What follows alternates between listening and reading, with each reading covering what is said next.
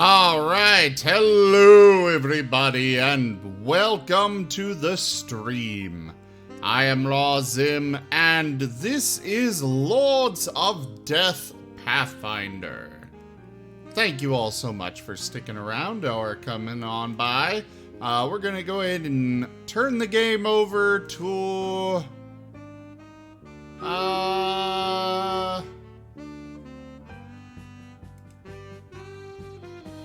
Dacro, you can do the recap.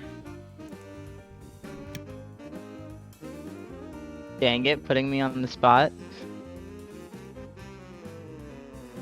Well, we killed... I managed to kill the ghost, shocking it to death. Then I found loot in the pond. Then we chased off a demon. And now we are heroes. Oh, and I have a new familiar named Hoot. Say hi, Hoot.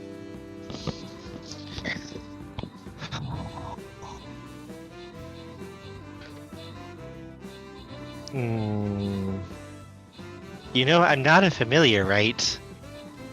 You sit on my shoulder, you are my familiar. I don't even have most of my gear with me! I saw the kids being led there and I immediately started going. I didn't even have a chance to get my armor and stuff on. You are on my shoulder, you are my familiar. You sit on my shoulder, you're my familiar? Yes, but I tell you what to do.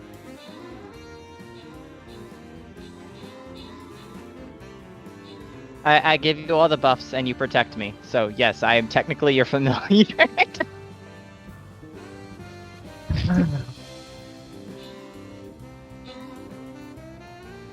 And now we are heroes for the town, and that is everything. Kravis, protect me from the weird audience people.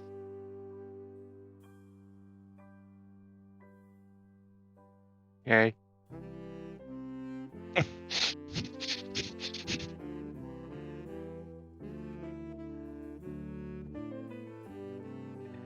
Hoot is looking very uncomfortable here.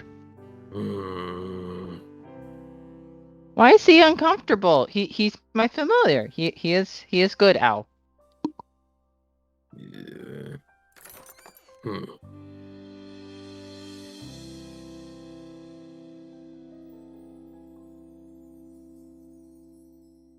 Well, the nonsense aside, we did do a very good job here. Oh yes, you did. When you guys get back to town, as we, I believe we went over this in the end of the last session, yes? Yes. Okay, I just wanted to make sure I wasn't forgetting anything. We get celebrations and gold and celebrations and discounts and celebrations. Absolute excitement. Everyone is excited and happy with you guys. To the point now where before, when you entered this town only a few days ago, everyone was pretty much staring at you as though you were monsters. Like goblins had walked into their town. Now it's the exact opposite. People are walking up to you on the streets, saying hello, greeting you, treating you as though you are a member of the community now. Many of the kids are more than happy to talk with you, or include you in their games as you're walking by. They're simply following Rule 1024. That's a rule? I just imagine Kravis is now a slide for the kids. So, that was a reference to Near. One of the cities there has literally tens of thousands of rules. And one of them, rule number 1024, is that if somebody does something to help the city, then you have to do, or something along those lines. Basically, they're part of the community. Pretty much, yeah. But now, we come to this. you cannot leave town yet. As the will plainly states, you have another about almost 3.5 weeks here. A little less than that. Before you can depart to Lepidstot to deliver the books and receive your reward. As always, you are more than happy to stay at the professor's home with his daughter. She is extremely happy that you were able to deal with all of these issues, as well as, if you wish to stay at the inn, free rooms for as long as you want. But this leads us to a little bit of downtime. So, if you all have anything you guys want to do over these 3 weeks, now is the time before we'll continue on. Basically, this is downtime to buy stuff, create things that you want to create, role-playing, anything you guys want to do, we can do it. If you guys want to try and learn more about where you're going, you can also do that as well. I did have a question from last week. Yes, I have an answer. Did you state that anything we buy would be at a discount? Yes. Okay. You did not state what amount of discount that was. 25% for 25%? whatever you can find here. Okay. Because I got myself, I want to say like 2 things.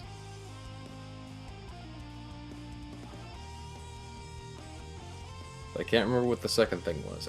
I was getting full plate armor. That would be 1,500 Yes. for full plates. Yes. But with a 25% discount, that's a quarter. So it's 750 discounted? No, one that's, sec. that's half. That's half. No, that's not half. No, yeah, that's half. So half of 750. It would be 375 gold off. 375 gold off. Cool. So I can add back 375 gold to my thing. And then Normally... Oh, go ahead, sorry. I realized my character does actually have backstory regarding blacksmithing and whatnot. So is there potential, since it's like 3 weeks, which is usually a lot of time for a blacksmith to make something, could he potentially buy materials to cut the price even further and smith his own armor?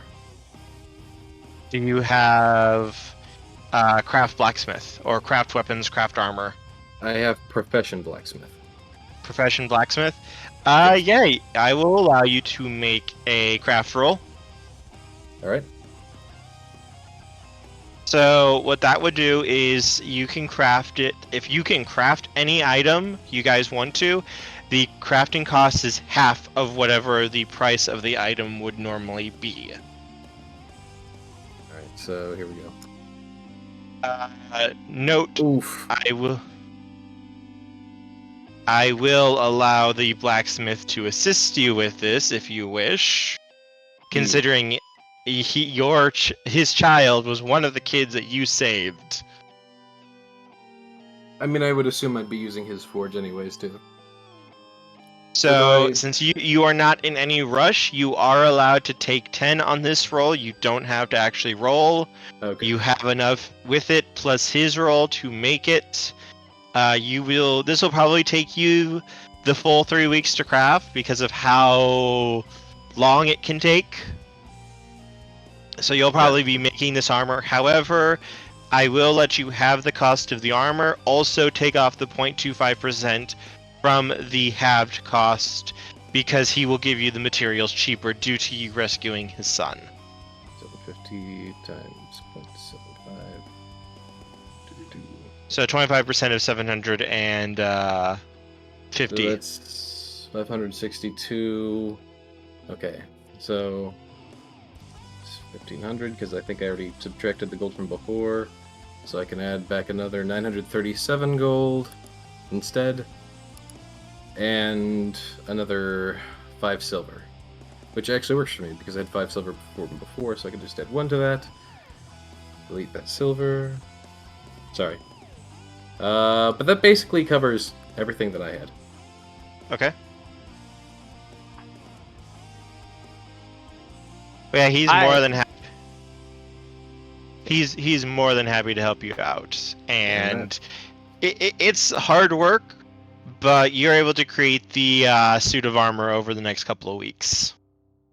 Lovely. Next. I'm going to grab Hoot, and you and me, little buddy, we're going to do some crafting to make both our jobs so much easier. Lord, give me mercy, because if you give me strength, I may need bail money. Wait, bail money? Don't worry about it. Who says, giving you a very big smile along his beak? I mean, do you not want a pearl of power?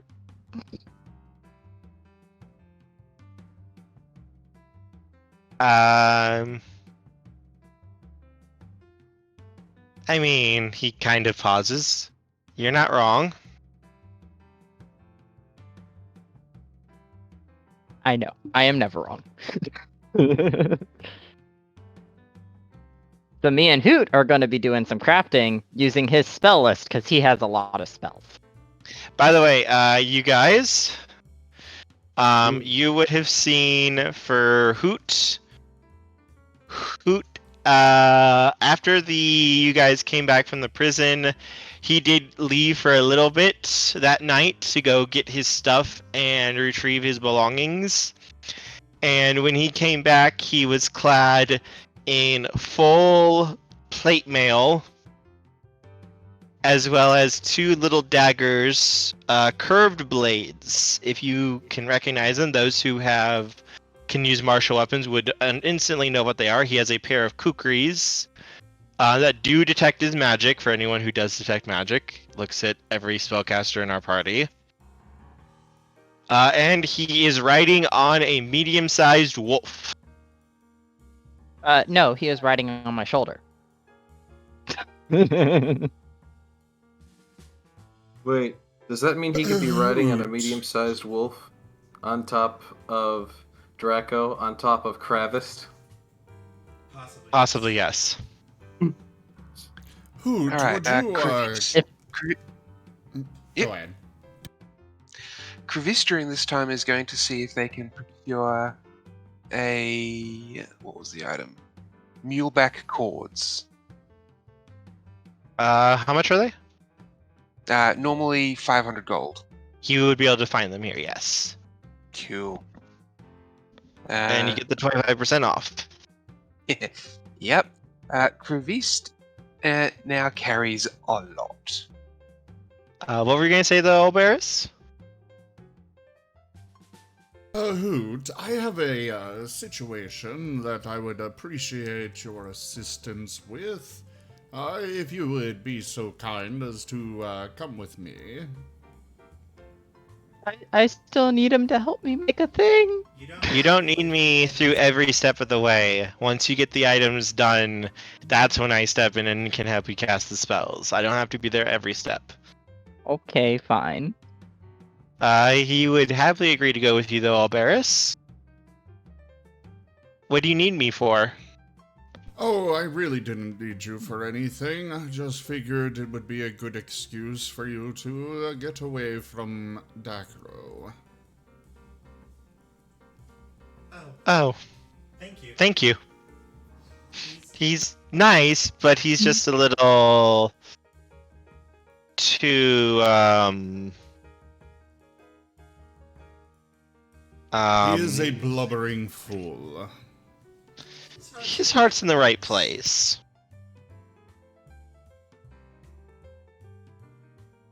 I suppose one might say that, yes. Though I do not believe his heart is in the right place, as you say, when he is attempting to basically enslave others. Intent matters, and he doesn't intend that. I don't think he even necessarily realizes he's doing it. He can be helped, and that's my job as a paladin, to help him.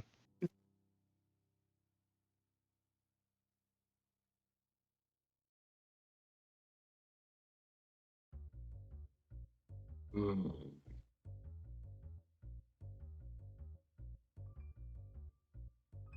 While I understand and do appreciate the efforts, I simply do not believe that there is hope for, at least for you to be able to help him.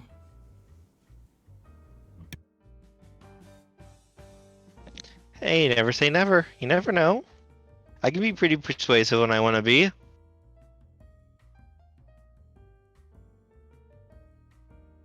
That is fair. I wish you good luck on that. As for me, I am going to get washed up. The filth of that dungeon and prison was not to my liking. Understand? But do you got any plans before you guys head out for the next few weeks? I'm just gonna make things. He's talking to Abaris.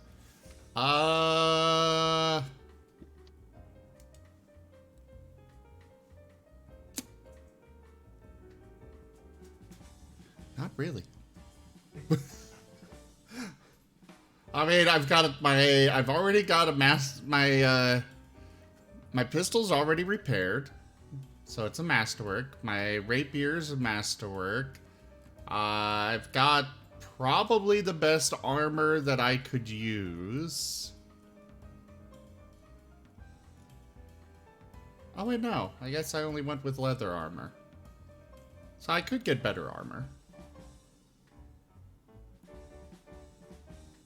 Possibly, masterwork. Nice. What about you, Yggdrazi? Is there anything you would like? Yeah.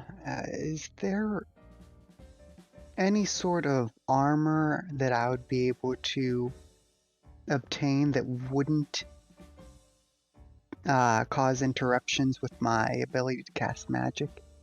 You are a wizard, yes? Magus. You can wear any leather armor right now, I believe. And once you start leveling up a bit more, you'll start being able to move into medium and heavy armor. So let me see real quick. What is the best armor for you? Do you have any armor right now? None. Alright, so let me grit this real quick for you. And I will get you the armor.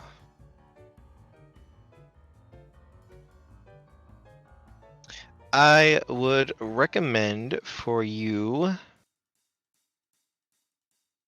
I would say a chain shirt would probably be the best armor for you.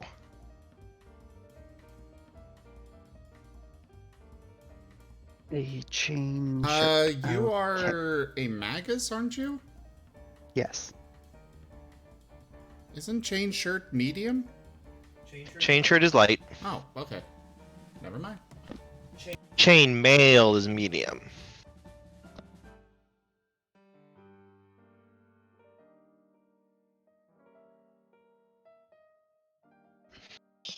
And that's in the core rule books in the armor.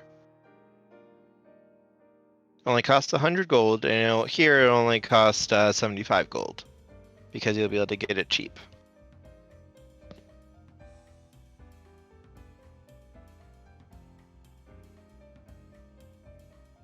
Alrighty then.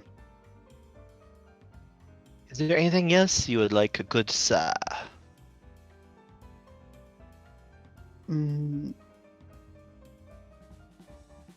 Kind of a question, because it's my longbow. Is there a way for me to upgrade it? Yes. Because I look at it and I wonder if upgrading it is possible since it's considered a bonded item due to... Yes, you can upgrade it. It'll cost gold. Dacro needs one more level before he can start doing that for you.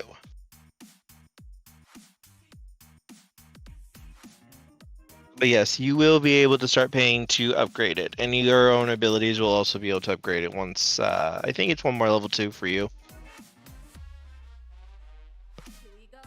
Mm.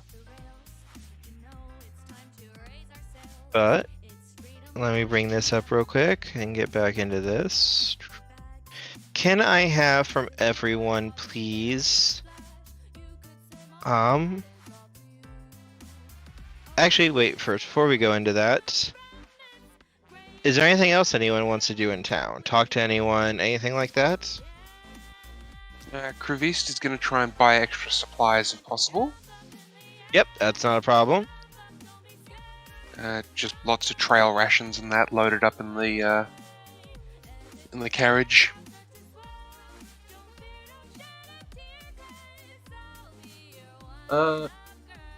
Gunford's gonna go ahead and approach Ilberis on one of his more free days, where he's waiting for either like the middle of the temper or something. Mm-hmm. And he just approaches. So first off, when Moberis got back, he went and found the bathhouse, or probably the tavern, wherever they might have a bath, or I guess the professor's place might have one. The professor's home does have one. So he would have taken a bath the first thing he did when he got back. Get himself all groomed up and presentable once more.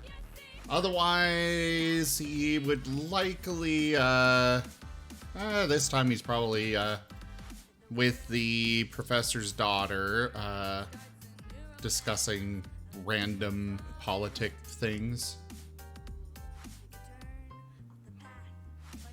So that's where you'd find him, probably. Alrighty.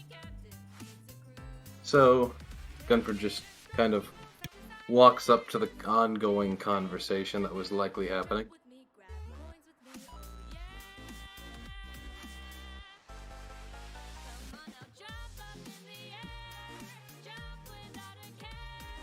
Yes, and that is what the Field Clare estate is most known for, at least in the export areas. I was looking into some various texts that detail some Oh yes, Gunford. He's just standing there folding his arms. Oh, don't let me interrupt. Well, very well. I was looking into some texts in regards to new methods of planting crops. They were different from the regular ways, and I've been working with some of the peasantry in my lands to test them out. They promise to be much more hardy against more severe weather. Is that why you came out here? I'm sorry, what was that? Is that why you came out here? Oh no, I came here because the professor requested my presence in regards to his funeral. His funeral? Yes, that is why most of us are here. You're here because of a funeral? Yes, I was friends with the late professor. Hmm.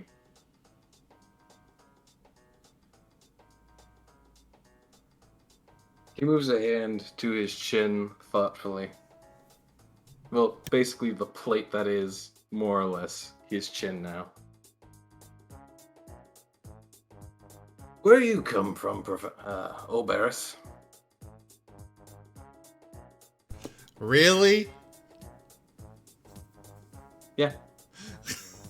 No, I mean really about the you messing up. What? You called me the professor. Listen, I'm very used to you being the professor, and we were literally just talking about a professor. I'm sorry, my mind had a gear switch. Do and use that voice. Yeah, exactly. Professor Olberus. I pay attention to the voices I use for my characters. Some are my regular voice, but I try to give all of them a at least unique voice. Yeah, I try to do the same thing too, but people still sometimes mix me up. Sure. Anyways, Oberus will respond. I am from the Fieldclair estate near the capital of this land. Relatively, it's about a day's travel, about a day's ride from the manor to the capital itself.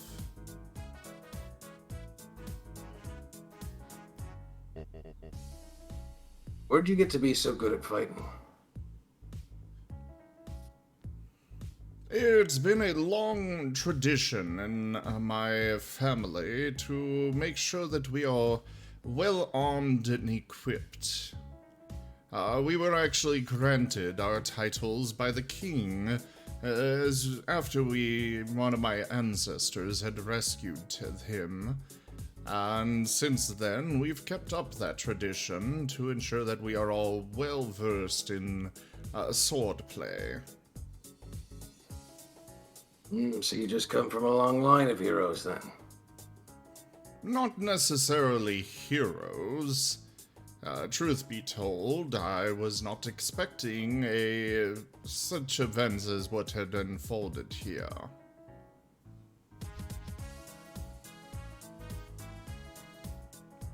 My great-grandfather, great-great-grandfather rather, he was a hero to the king. Though it was more simple happenstance. We were simple merchants before, but he happened across the king's caravan, having been ambushed by bandits, and aided in the rescue.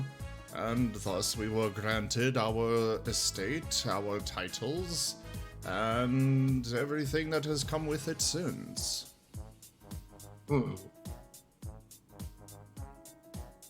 Interesting. Well, you go back to your conversation. That's all I really wanted to know. Are you sure? Why do you ask? Well, it just seems to be a bit of a odd question. Well, seeing as how we were in the middle of a prison, it seems rather odd to find a noble lord there. Well, we met before the prison, if you recall. We did. I had only come here to attend the funeral, and then those events unfolded. It is simply the right thing to have done. Oh, I'm not disagreeing. It was just lucky to have your gun around. Absolutely. I am quite proud of this pistol. I worked hard to construct it. So you're a tinker, too?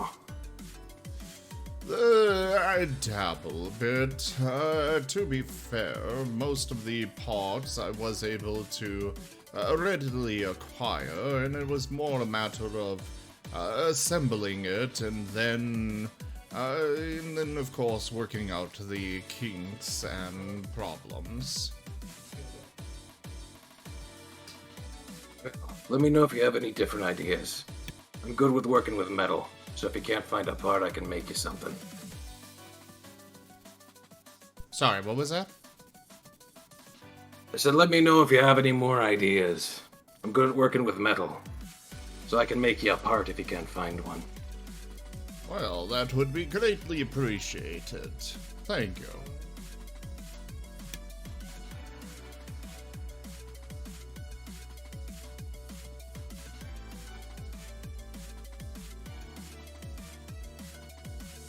My connection is borked. Hold on. Am I back? Hello? We can hear Hello? you. Okay.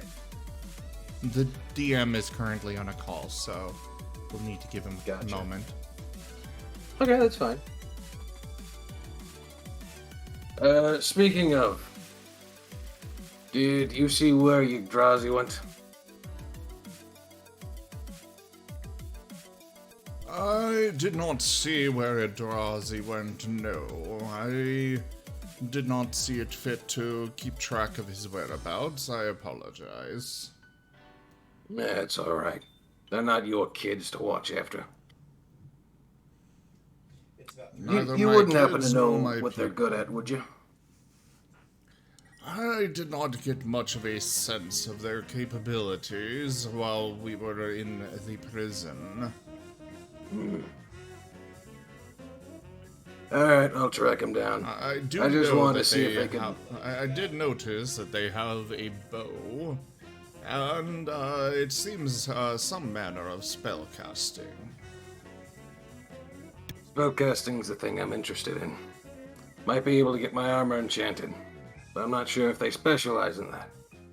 Worth a look, though. Very well. Good luck. He just gives a singular firm nod and makes his way out. Just, the normal metal clacking of him walking that just, signifies his presence on the way out the door. And then he's gonna go try and find Yggdrasil while the DM is busy.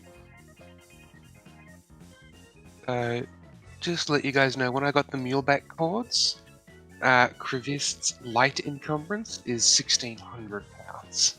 Jesus Christ. A what now? Krivist's light encumbrance is 1,600 pounds. There's a reason why he's the beast of burden for the party. Just wait, when I get a bit more gold, I'm going to increase that by a lot. Are you gonna give him steam-powered legs? Oh, No, a band of the mighty. Oh dear lord.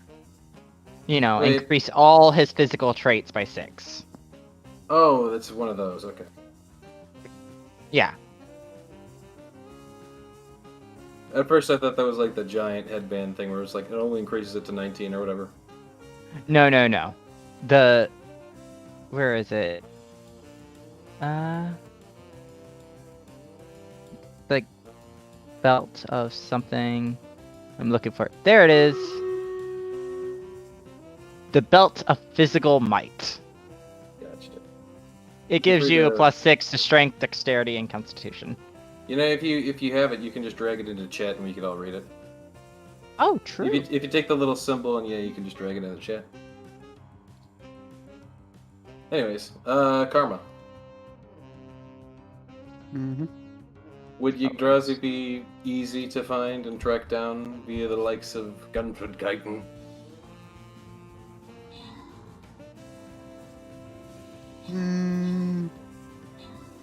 Oh, I can't share it in the chat because I don't own it.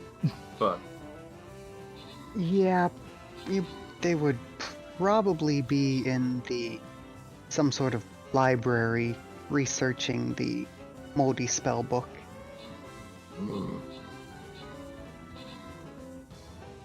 Seeing as that was So the for that, it would- Splatterman's.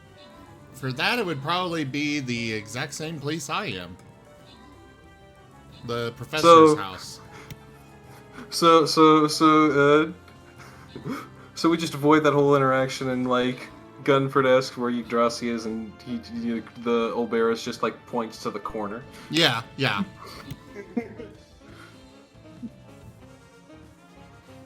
And then Gunny just looks down at Yggdrasil. You're very loud and I'm very large. noisy. This armor's not meant to be quiet. That is very well obvious. Yggdrasil, do you know anything about enchanting? I cannot say that I do at the moment. That was not in my immediate area of expertise. I have, however, heard of maguses that could.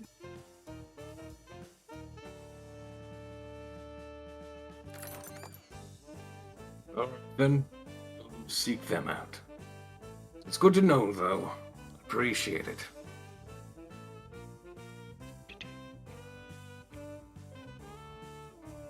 Is there anything else that I could help you with in the meantime? Other than enchanting?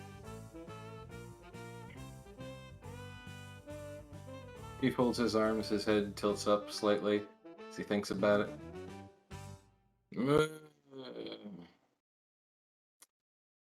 Not unless you have some free supplies or some sort of materials you think would help me right off the bat.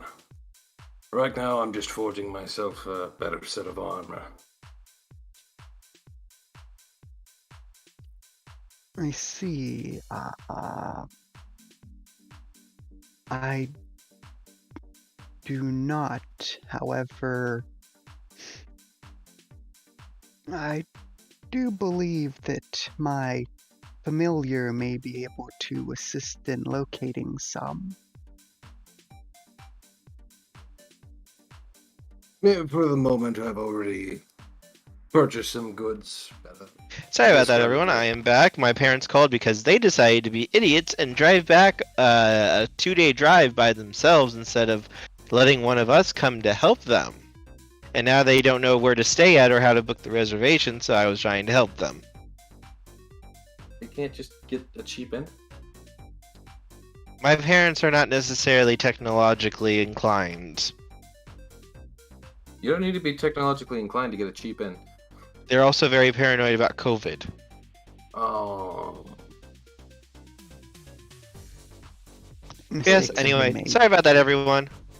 To get back to the roleplay, Gunford just gives a, sort of a, Well, anyways, I'm going to give you the same offer I gave to Olberis. I did work as a smith once upon a time, so if you need anything made with metal, I can try to work it out for you, if you can get me the ore, or the ingots.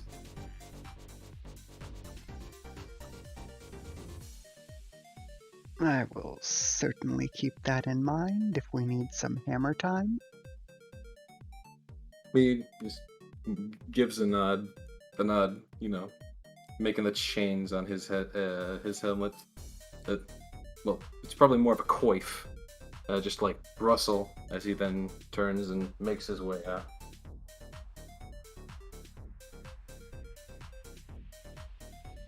That Gunford is an odd one, isn't he?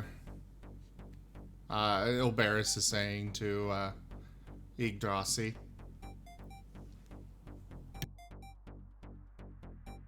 Certainly is a man of very few words. Well, back to what we were discussing. The crops seem to... and we'll just trail off with that. Necro, what are you going to be making?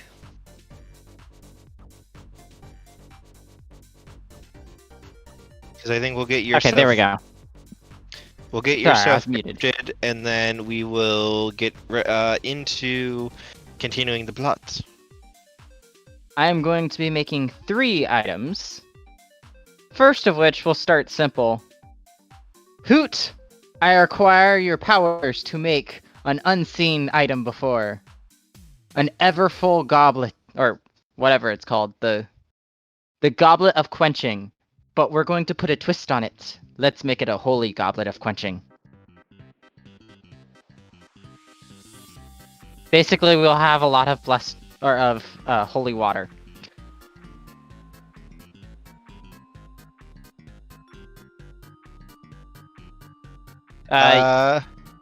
Make your spellcraft roll. And I have Masterwork Artisan's Tools, Okay, which so give you me get a to add +2 bonus in all crafts. Okay, make your roll. Spellcraft.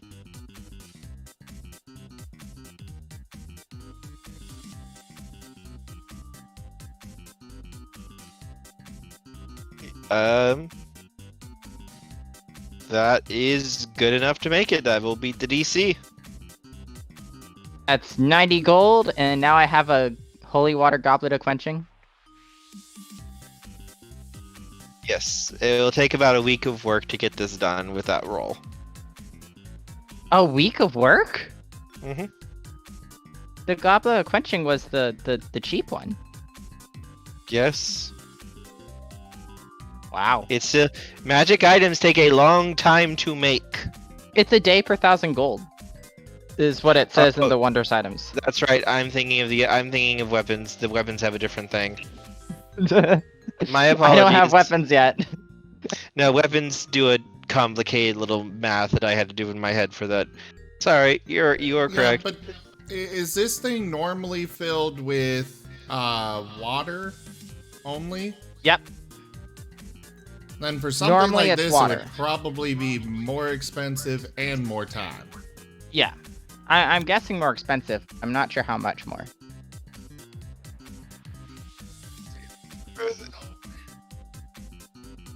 No. For the cost of it, bring this up. It would be raises the DC by 5 to craft, which you easily beat the DC 15 crafting roll. Aha. Without even Hoot's help.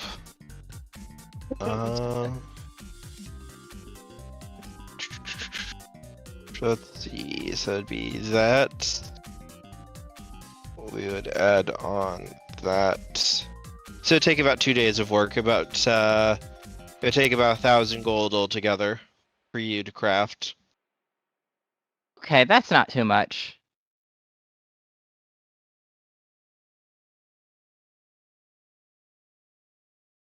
Oh.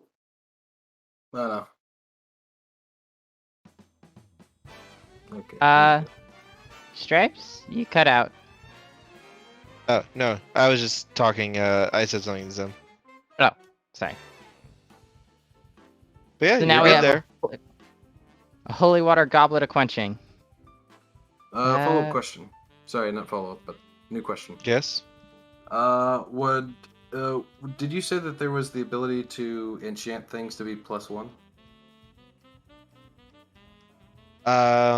You do not have someone who can do that here. Oh, okay. You may be able to find someone in Lepidstot, or Dacro can do it once he gets a level. Gotcha. And Dacro can do it for way cheaper than anyone can in a town, believe me. Yeah, Which is I get ironic half because price. of everyone Gunny thought to ask. You didn't ask Dacro.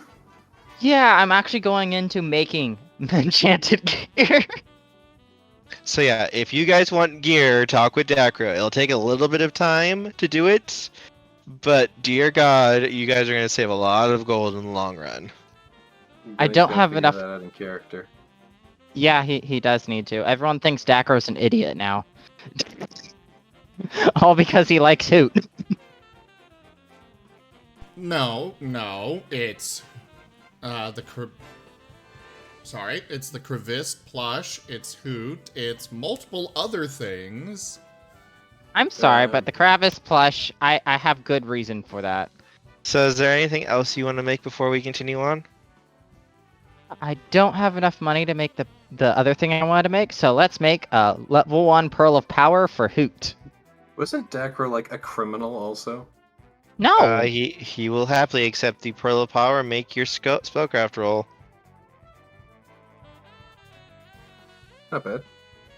That will be enough to forge a +1 Pearl of Power. And then I will hand it to Hoot. Hoot will happily accept such an item. And that would be 5,000 gold. Or 500 gold. Yeah, pearls are not that expensive, but they are extremely good for spellcasters. You know You're what? going to I'm wanna gonna make another one. I would suggest giving it to Yggdrazi. That's what I was gonna do. Make your I'm gonna spellcraft be roll. nice. So, White Stripe, you may have missed it due to the muleback cords, Crevice now has a light encumbrance of 1,600 pounds. I approve of this. Yep, that is enough to make it. Yggdrazi, please add to your character sheet if we can find it. It should be in the magic items of the library, in the core rulebook. A Pearl of Power 1.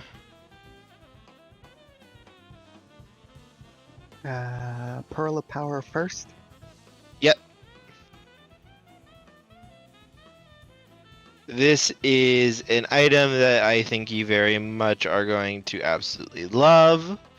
Once per day, you can use it in order to regain a spell that you have prepared. A level 1 spell. I can see this being useful. Oh yeah. Oh yes. They are always, always, always, always a very, very nice thing to have. And the rest of my time is going to be spent using the Holy Goblet of Quenching to make holy water vials. Or holy water vials. Alright. I'm going to have a lot of them. Everyone, can you guys give me either a knowledge local check or a diplomacy check, please? Uh-oh. Diplomacy. Oh wait, I'm actually good at that. Home with my rolls today. Guys, I think Kravisti said diplomacy. Is Crevice diplomacy? What was that? A knowledge roll or a diplomacy roll, right? Either a knowledge local check or a diplomacy check. Either one, your choice.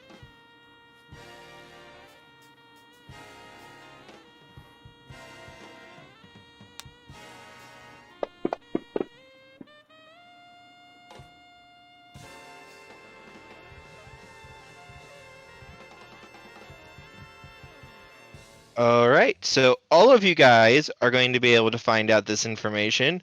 Just basically in your wanderings around town, talking with the townsfolk, simple things there.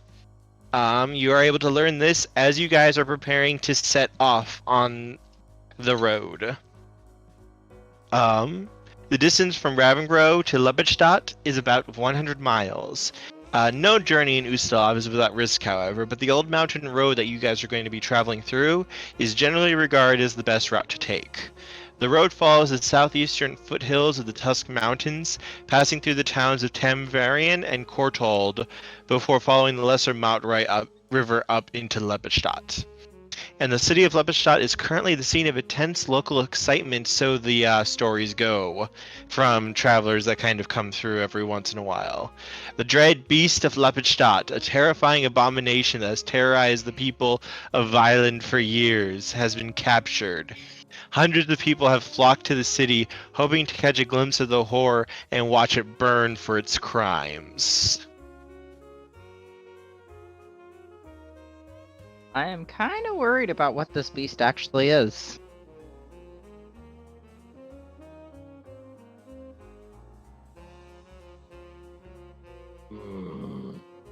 Sounds like the sadism of the masses.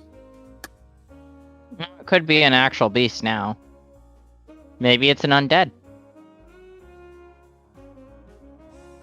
If we are going on, going there, and with this going on, I would request that we make a pit stop along the way.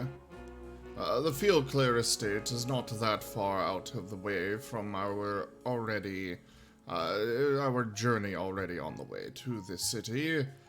So we can stop there to rest and gather a few more supplies. And I do have business to attend to there.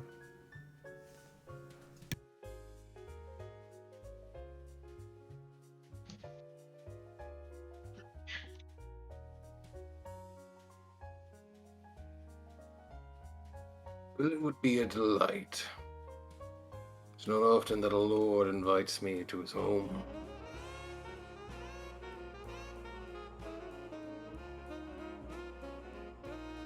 We Fieldclairs are different than your normal breed of noble. We carry ourselves with more honor and an actual care for the more common folk.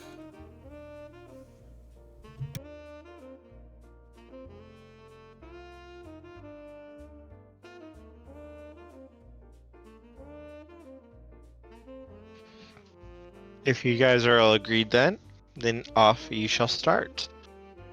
About how many holy water things would I be able to make in the time? As pretty much as you want. Don't forget, you gotta buy the vials to put them in. How much are vials? They're like a copper. Yeah. I'll buy 90. Why 90? So I can have 93 holy water flasks. But you're 10 silver short of a whole gold. I was because I had 9 silver Wait. and 0 copper. Oh, okay. So But that's not 10 silver. That's 10 copper, which is 1 silver, which is yeah. Okay. so I will turn. I'll have several vials left over, and then I'll fill 30 holy water flasks. Are you doing flasks or vials? Oh, Flasks are different. okay. Yeah, How much are they're flasks? Very different. How much are flasks then? Probably like 2 cup. Also, a vial is actually a gold piece each. Ooh. Oh. Pricey. Huh, that's more than I thought it was. I mean, to be fair, it's glass and shaped glass at that, which, you know, not necessarily see. easy to make for common folk. Oh, a regular flask is 3 copper. Hey, Mr. D, as a smith, would I have any history with glass blowing? Nice try. Glass blowing's always been a specialty. Good luck. So, So yeah, I'll get 30 flasks and fill them with holy water. as you guys start and head off, Yeah, your home let is me- closer to Lepidstot, correct?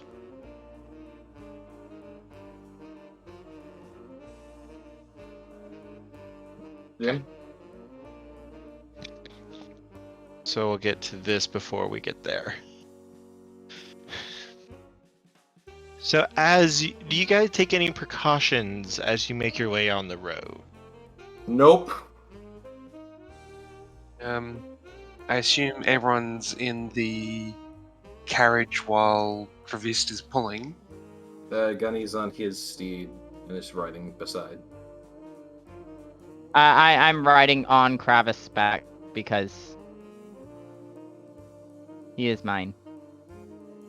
In fact, Gunny would probably insist to ride a good 10, 20, 30 yards ahead just to make sure that, like, you know, he's like kind of like scouting.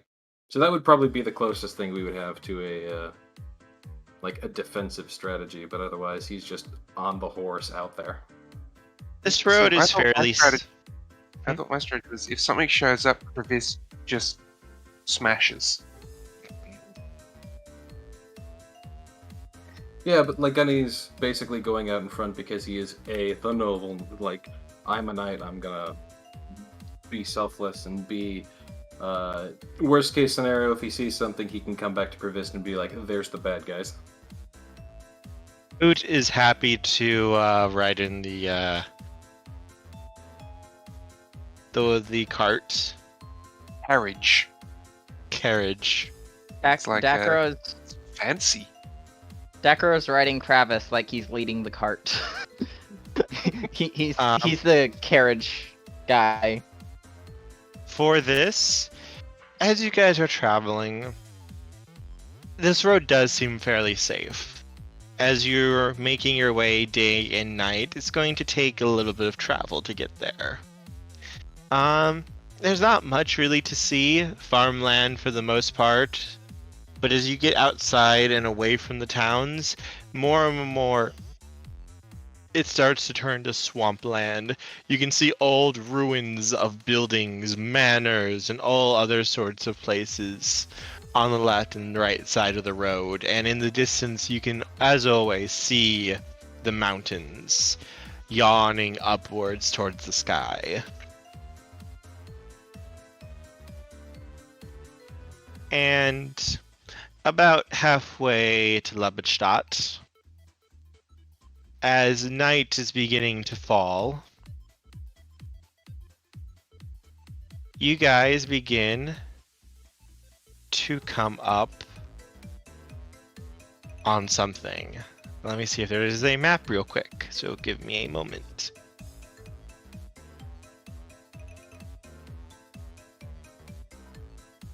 There is not a map for this one in particular. But as you guys are riding, it's been a long day. The sun is beginning to set. Normally you guys would be considering making camp soon. As you guys can see in the distance, many wagons, about 9 of them altogether. These ones are extremely large though. And give me perception checks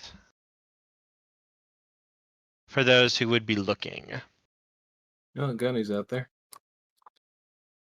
Oof.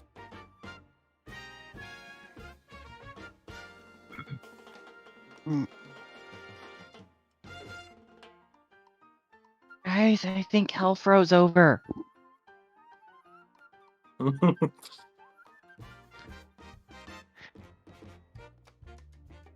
Alright. Dacro, you and only you from this distance are able to make out some of the letterings that are along each wagon. It says, "The Crooked Kin, Ustalov's greatest traveling cabinet of curiosities." So it's a circus. Well, actually, it's probably more of a what's the word? The weird people shows where it has like the bearded lady, the two-headed guy. It's one of Gunny, those, course, I'm guessing. Gunny, of course, is going to regroup with them all just to like be like, "Hey, carts." I can see what they say. It's Crooked Curiosities, abbreviated.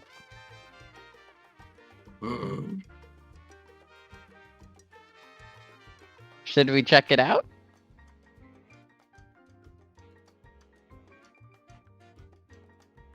He just stares back at you as though expecting an answer. Why are you staring at me? It wouldn't hurt to go ahead and check it out.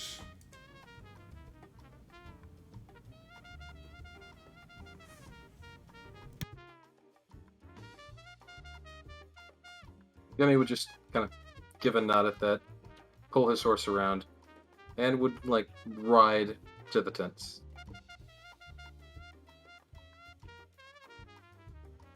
Okay, give me a second. I'm just checking something real quick.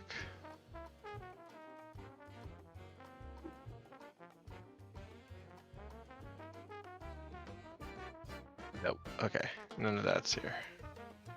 Just wanted to check something.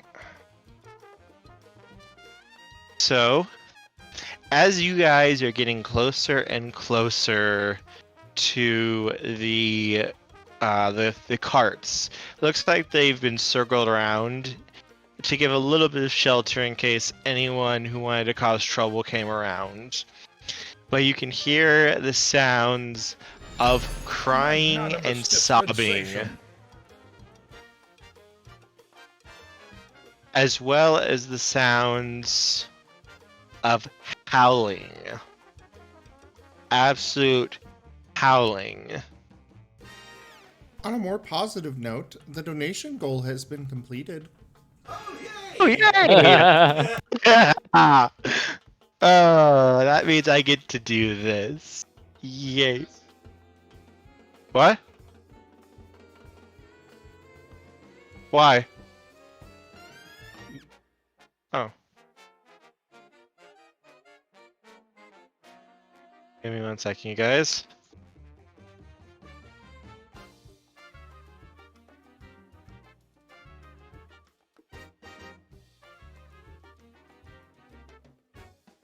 So thank you, Jaffer, for whatever horrible thing is about to befall us. You're welcome.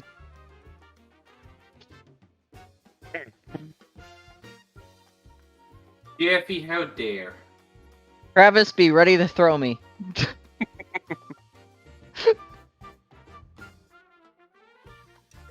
No, this makes me happy.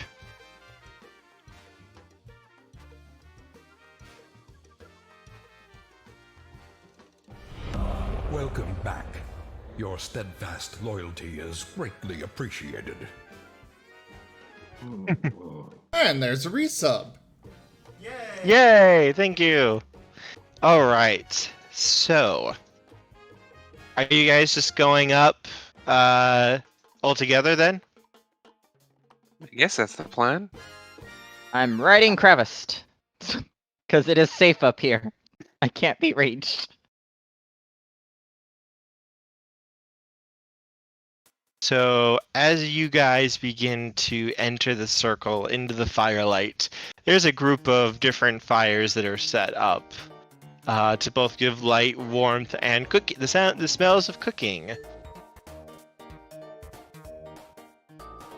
And you can see a fairly large group of people, each one of which looks very, very strange for the most part. 13 altogether.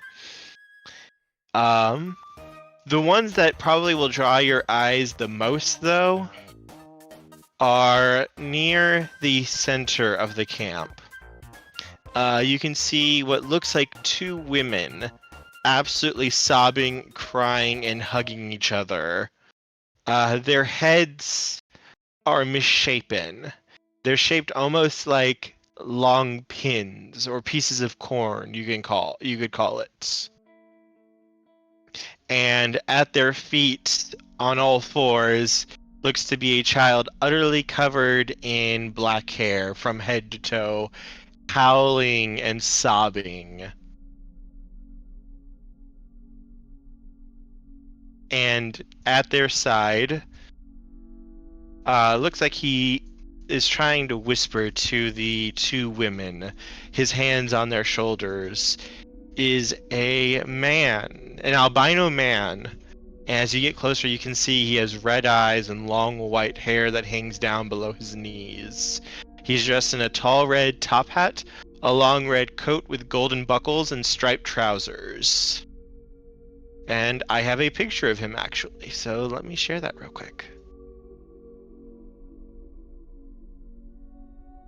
I'll give an introduction for all of the characters in just a second for what they look like.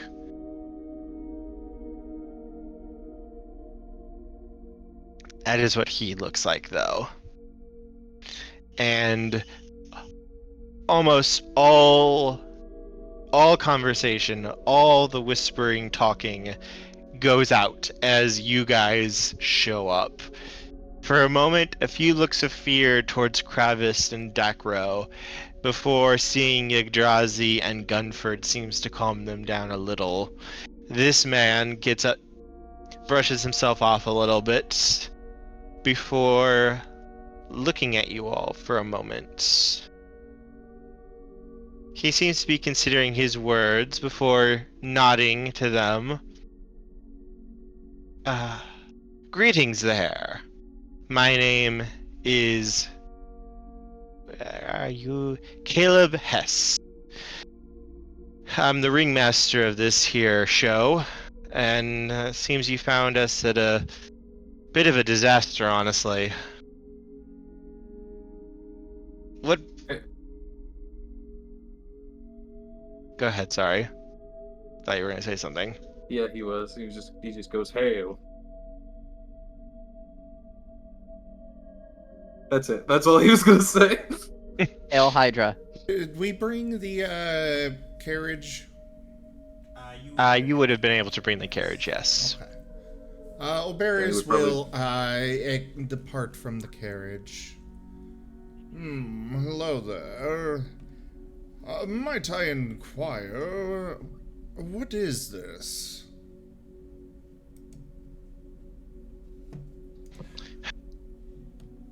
Well, you see, a few hours ago, one of our family wandered away. Her name's Elise, and we don't know where she's gone to. He points to the two hugging, crying women. This is Letty and Poppy. We call them the pinheads for the show. They're sisters, and their sister Elise has gone missing, and we have no idea where she's gone off to. Normally, we'd be going off to look for her, but with the swamps out there and night falling, I don't know if it would be safe. Because if I send people out looking for them, who's to say whatever got her might not happen to them if something did get her?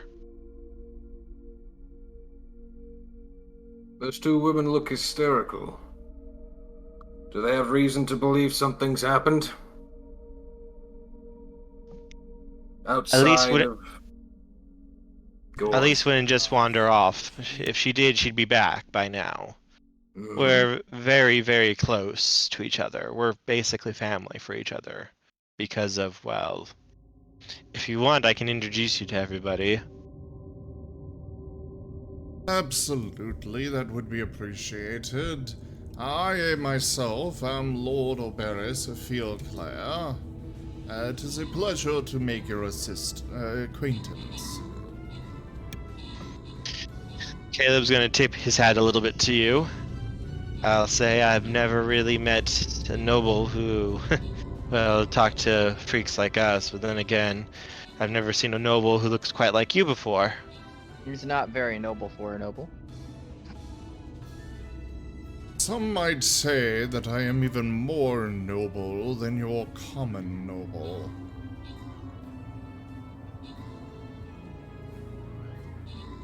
He's going to wave you guys over towards some of the gathered groups. To the first man, he's a short, hunched man with a distorted appearance. And you can see him hunched over actually small little, looks like handmade items with little insects, fleas, and other little creatures moving along them, almost like they were performing tricks. And he looks up. This is Haptarvin, the flea man. He runs the magnificent carnival of miniature wonders, as we like to call it. Flea circus? Yes. Haptarvin is going to nod happily at that before he kind of goes back to his work. Over here is Lydia Gerald, the bearded lady. She stands nearly 7 feet tall and possessed of a fine beard that goes down to her waist. And she is busy serving up food and checking in on everyone, as well as throwing concerned, worried glances towards Lydia and Poppy. From what you can kind of gather from her, she almost seems to be a sort of mother hen of the group, always watching out for everyone, trying to take care of everyone, and make sure that everyone is all right. And he just kind of gives a nod to her. She's like the first person who's probably been close to online level with him. She will nod back slightly. You can see that she is, despite kind of being busy serving dinner to everyone, she is very much paying attention and listening in. I just have a curious question here. Yes? Is a bearded lady really that strange in a world with dwarves? Yeah. Yeah. Okay, I would say it's not very much strange, as every single one of the oddity carnivals in the world has to have a bearded lady. It's like a staple. It's status Yeah, quo. Also, this is an She's got Ustalav. a bearded elf. Ooh. Fair. Bearded elf lady. Where elf? She is actually serving food to a man. He has no arms or legs, but yet he looks like he's getting by just fine, crawling across the ground using his body. Very muscular, very strong, despite his otherwise limbless appearance. He doesn't look like he's having any trouble at all. He's going to nod towards all of you as he sees you kind of looking towards him with Caleb. As Caleb waves a hand to him, this is Prince Da, the human caterpillar. I was thinking a human slime, but Ah, yes, the once famous Black Knight. Prince Zar does not miss a beat as he looks right at you, Gunford. Worry not, I will get my revenge one day. I am simply learning to wield a blade with my mouth. I'm guessing gives a nod. it was just a flesh wound.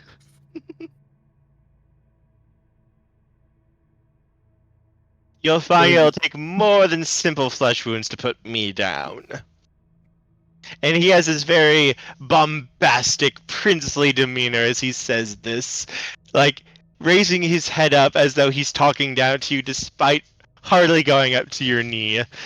But you can tell that this is all like in good jest, that he's trying to make the best of a bad situation now and give a little levity to everything. But you guys can see this is really affecting everyone despite how they're acting.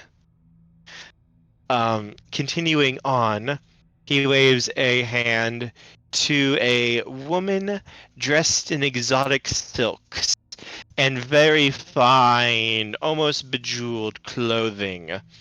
And she has 4 arms. This is Sajir, the Vuldrani princess. And she is going to be looking at Oberys.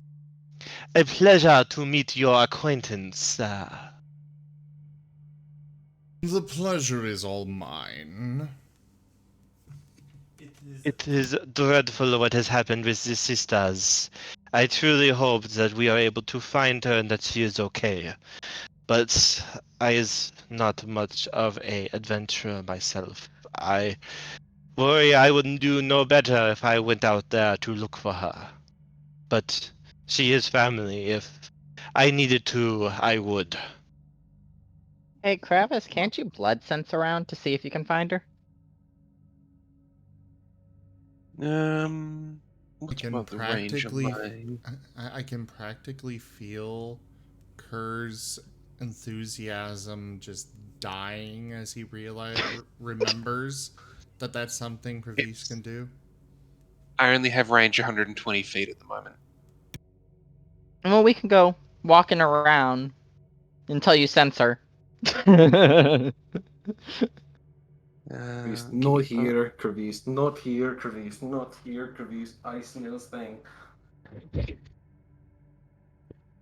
He waves a hand. Sitting with Sajir are 3 men. This is Garrick, Joseph, and Tam, our clowns. It appears that Joseph has 3 legs, while Garrick and Tam both have 3 arms. Hold on, aren't we trying to keep this I guess PG-13? they really are. I guess they're triplets? Tish. They are quite good acrobats and jugglers, as well as the clowns of our group. He's going to... We're level 4, aren't we? Yes. Alright, at level 5 I can extend the range out to 500 feet. Yeah. Okay.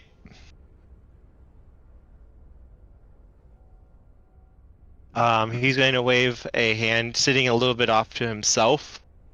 But not because like he's being excluded, more because he's so freaking large. This is Trollblood, the giant man.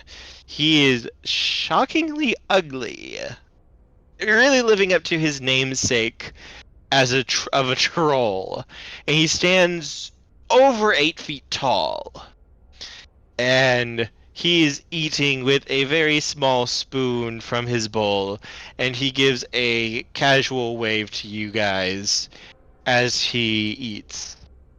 He gives quite the feats of strength, as well as a bit of fire breathing. He's quite good at that. And the last member of our family is, well, he waves a hand to the child.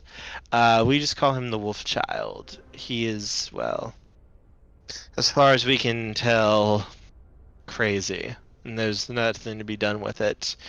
But the sisters take care of him, and they see him as a younger brother, and he's quite close to them. But I'm not sure what we can really do right now. We're doing can go everything look we can. We can go look for her. We kind of specialize in finding lost people by now. Or at least Kravist here does, as I pat Kravist on the head. He pauses for a second. Well, we can't pay you much, but I do have something that I'd be willing to give to you if you could find out what happened to Elise and bring her back. It's a magical dagger. Sold.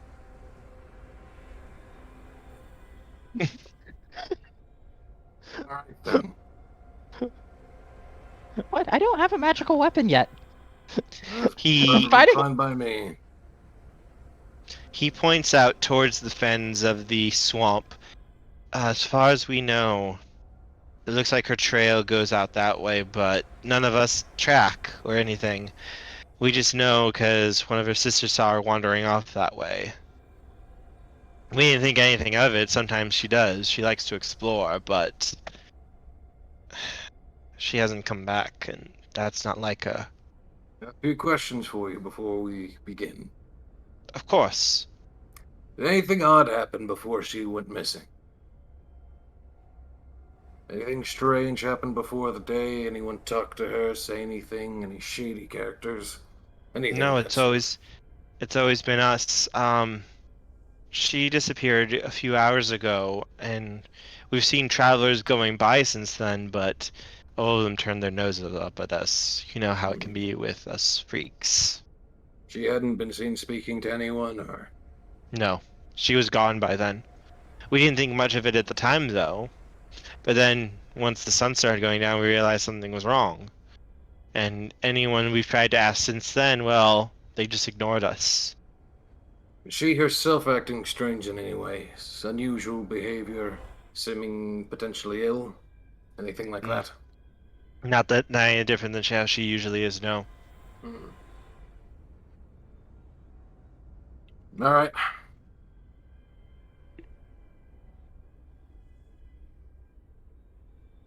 He just looks over to Kravis. Well, you're the one that's good at tracking, aren't you, big boy? Head that direction and sense for blood. I'll keep a lookout on top of you. Mm. Can I have some survival checks, please?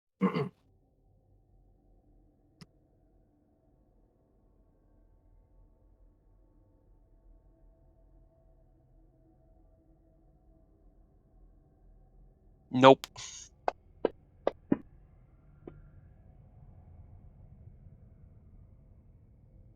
Apparently, Okay. me too. This is why Kravis does what he's told, not follows his own instinct. Yeah, Yggdrazi, Gunford, and Dacro, you guys all make the necessary checks here. Wow, good job, you guys. We just got lucky. Look at those rolls, 19, 17, 18, and then 2 ones. They all equal 20. That's the fun part. Yeah. Except for the 2 ones. You guys ruined it.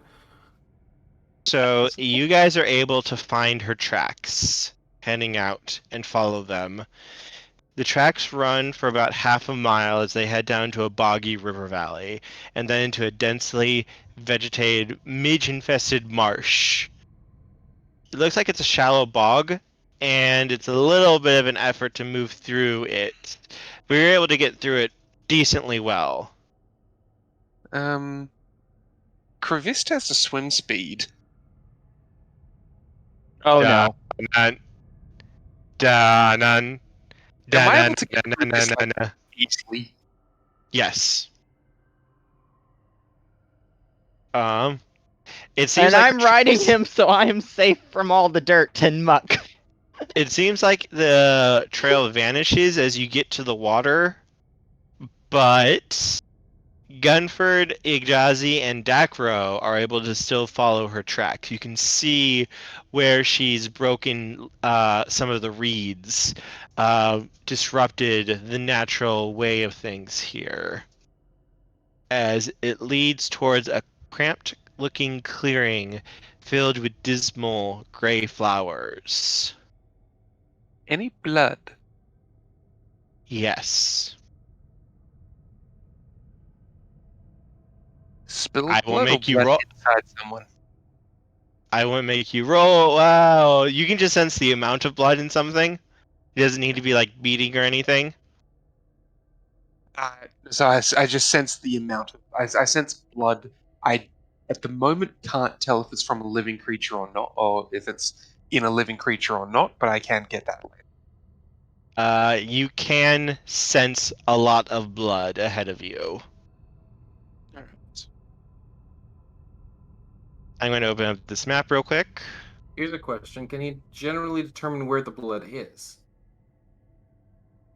Yes, Sort of. he's close enough. All right. So does it seem like it's all in one spot, or does it seem like it's all everywhere? There's a trail leading towards one large spot. Okay. And I need to get your guys' tokens onto this map. Hey, tokens! Gunford's token has had an update now that he has different armor. I need to get the extended range just to put the extreme range just to put me at 500 feet blood sense. Chim gets off in 14 minutes. Okay. So I'm going to put your guys' tokens here onto the map, because this is where the trail will lead you. I won't make you make another survival roll due to Kravis' ability. Being in blood sense range. So I was a little bit of a hater on the blood sets, but dear God, it's been... I will take back the...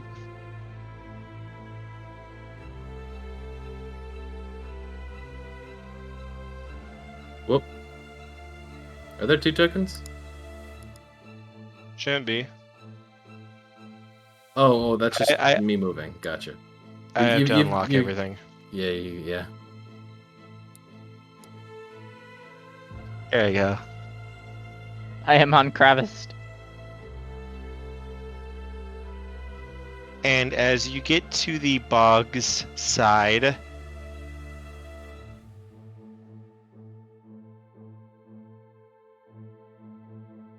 I think that's about the you can right size. see a trail of blood leading into the pond, and half submerged in the bog, you can see a woman's pale, broken body.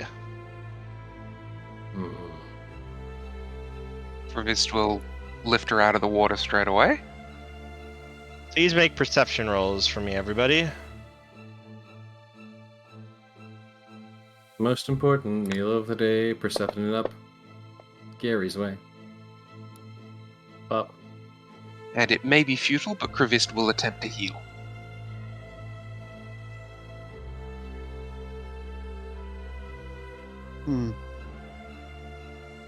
Would I get any advantage for having 60 feet of dark vision?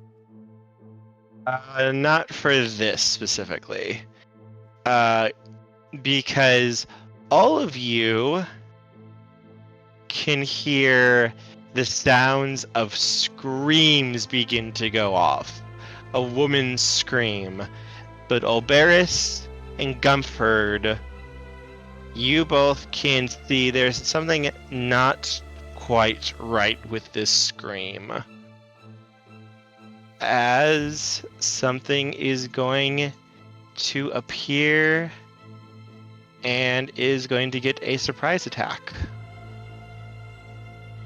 Because it's right on you, Dakro! Wait, it's above us? No. missed. I knew it. Wait, what happened? It would have been over here.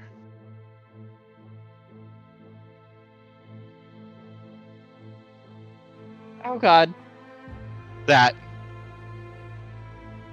I moved myself into the wrong position. Yep.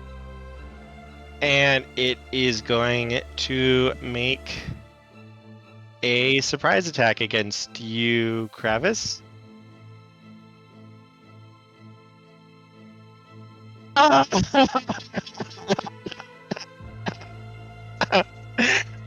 It's either a critical hit or a critical miss. That's a critical miss.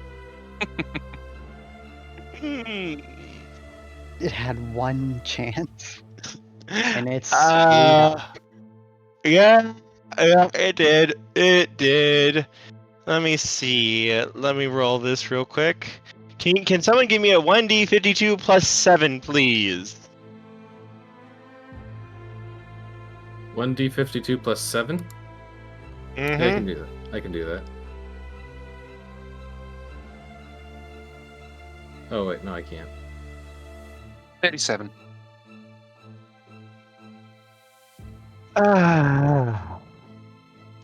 You overextend. You trigger attacks of opportunity from everyone within range of you. Dacro, Kravis, you may both make attacks of opportunity against this phase spider. Question. Yes. Do I count to be in range because Lance has reach? Oh, you are large size because you run your horse. Yes.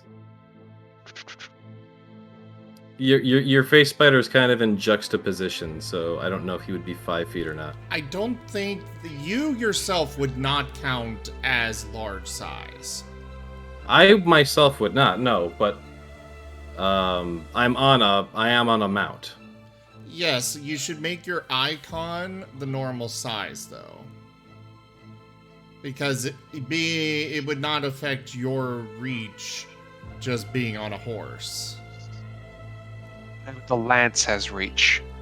Yeah, the lance has reach. And if you're on the horse, you count as all 4 spaces on the horse. Oh, yeah.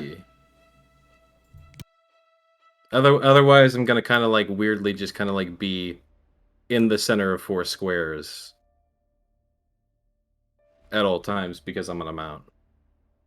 Well, mounted combat treats these sort of things as one entity on the map as opposed to 2 entities.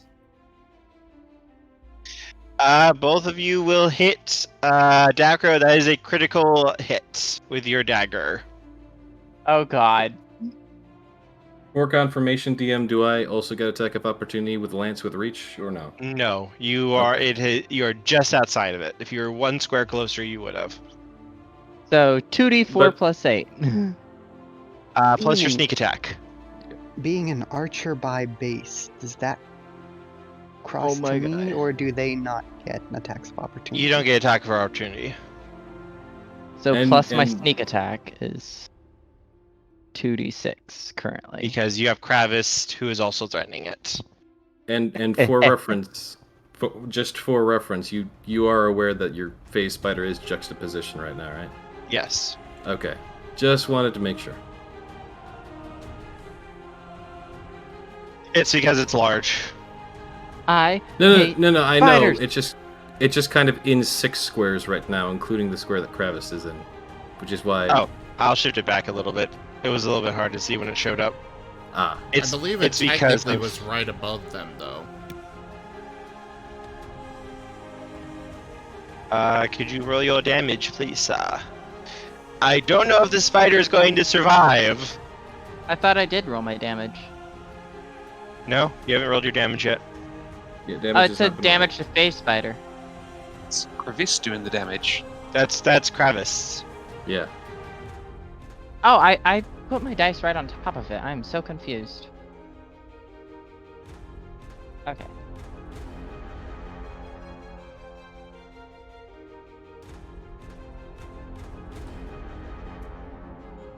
There we go. Because I don't know how to add the sneak attack on top of it. Another 20 damage on top of Krivist's 24. I hate spiders. No sneaking up on me.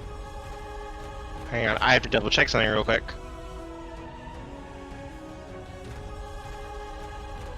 So did we think I kill know. it? Surprise round. I just need to double check something. That'd be great if we did. This epic music turns.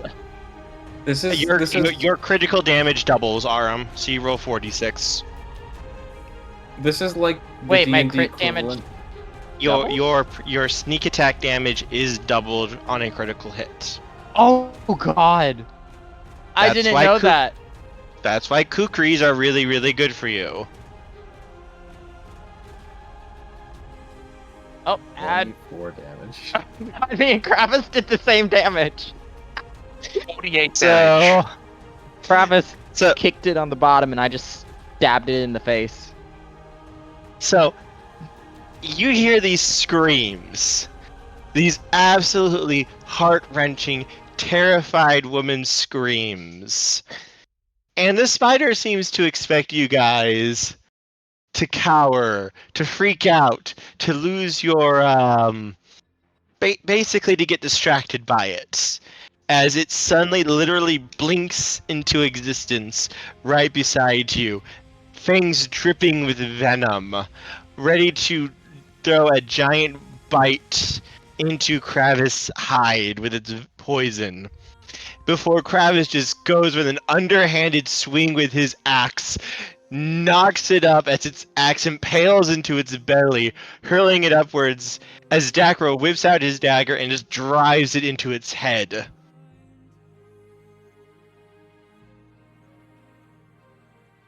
Mm. As the Just- creature gives a few twitches and quivers before slowly its 6 limbs begin folding up. God, I hate spiders. I'm just gonna wrench my dagger out of its head and start wiping it off. Just, yeah. So I just want to say, good job killing the CR5 phase spider by yourselves. In its own sneak attack round. See, the boss battle Uh-huh. music started and then immediately stopped. before a turn happened. Why do I hear It- boss music? Oh, it's gone. It's like, this thing thought it had you dead to rights. And then... Nope. Dacro turned off his silliness and stabbed it in the face with an angry look, and then immediately smiled again when it died. This is the equivalent. This is the D&D equivalent of one of those really old, funny videos where someone just tried to scare someone that just gets punched in the face. Oops, People back by really old what Maris. happened. I'm thinking the old, what's called Indiana Jones with the guy swirling the sword. Ah! Bang. Pretty much exactly that, yes. So Kravisti's going to try. I know it's probably going to fail, but he's going to try and heal the lady. She is dead. Oh. I sadly do not know Miracle. Hoot, however, will fly over and begin looking at her body. Let's get her back, and I Question. might be able to do something. Question: Yes? does she have a pinhead? Yes. Okay. Does Spider have, like, draining any blood or anything from her? Looks like she was bitten in her back. And then she was dragged here by the spider. Which, by the way, reminds me, please make perception checks, everybody. Uh-oh. Nope. Yeah, at least it wasn't a 1. Oh, that was almost a 20. You say perception, and I'm like, What's Kravis looking at? Kravis Because is looking. he's not looking at what you want him to look at. Kravis sees a fish in the water. He's probably still trying to get it off his axe, because like he hit this thing hard. He's like shaking the axe, trying to get it off. Tuck.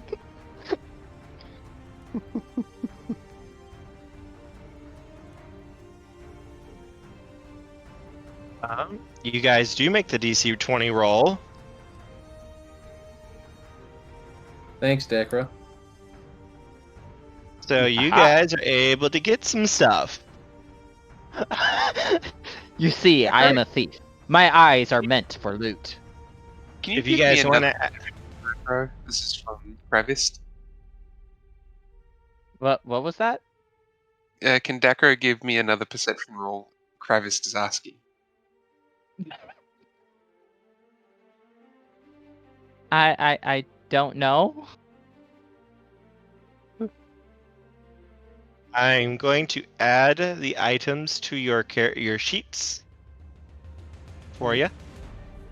I'm guessing these are items we found like in the bottom of the lake or whatever. Yeah, this is all in the lake.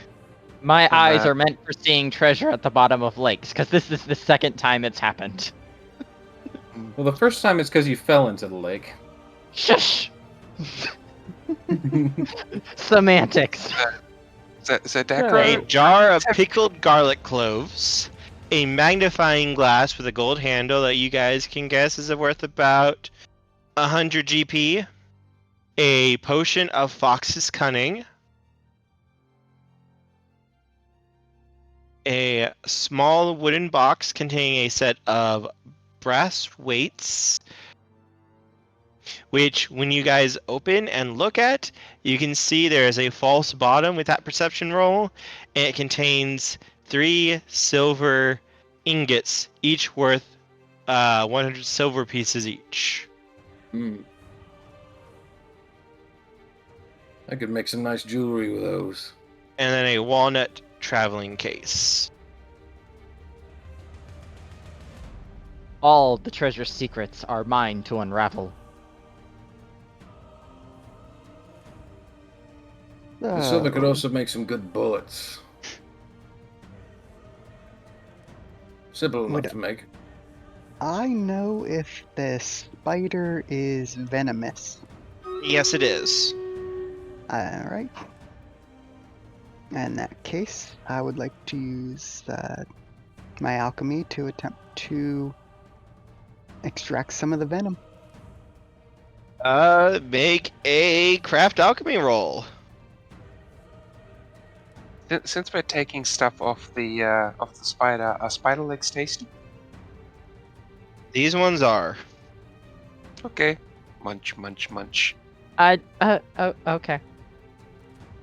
Yeah. Dakro's just going to look the other way as his mount eats a spider. The legs of a spider.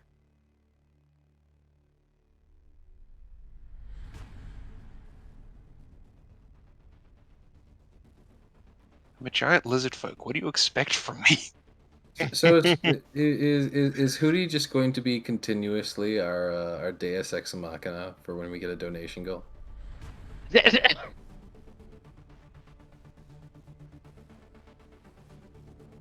So I assume we're gonna head back to camp. Rivist is probably carrying the spider in one arm, the corpse in the other arm, and just occasionally biting the legs of the spider. I was about to say, don't eat the corpse. No, just the spider. She may look like corn, but she is not.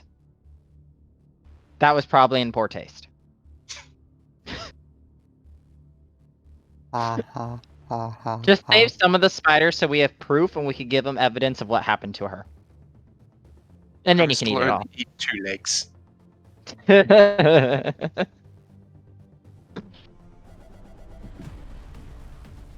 So, I want to wait real quick for Zim to get back because it's going to be a little bit important.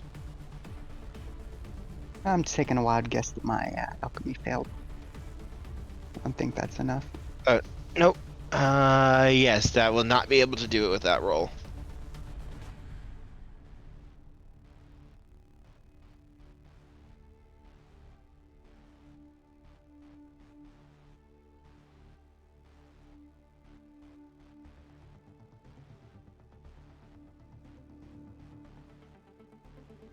Are you guys enjoying so far?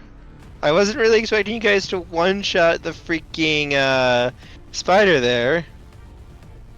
You should expect it. You never sneak up on a rogue because he will stab you in the face. And don't sneak up on a Kravis because he will sit on you. Imagine getting butter knifed by a spy. Not a butter knife. The mithril dagger. This thing is expensive.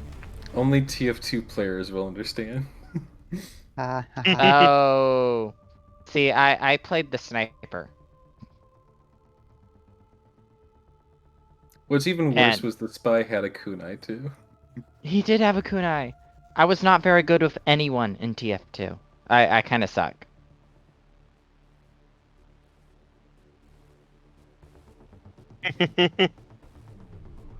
Oh, that What's up? magnifying glass. Yes. Would we be able to just like appraise it in the field, or you said Yeah. you'd be able to guess the value, but I just gave it to you guys easily here because it's not worth that much. But the 100 GP, that's something. That is a lot of money for a commoner.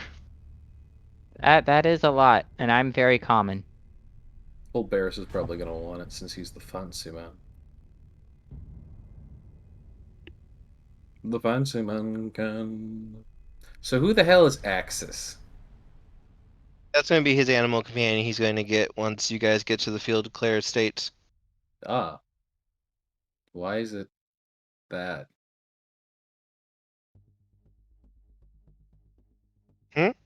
Why is it that? Because dinosaurs exist in Pathfinder and you can have them as animal companions. I mean, I've got Kravis as my animal companion now. I He's mean, to be almost fair, that- dinosaur-like. That does kind of answer my question, because I was curious, like, how do I just get a T-Rex? Because I know that that's an available mount, but how do I just get one? You just get one. You just go to the T-Rex store and they got T-Rexes, and you're like, I'd like to ride a T-Rex into battle, and they're like, okay. unidentified item.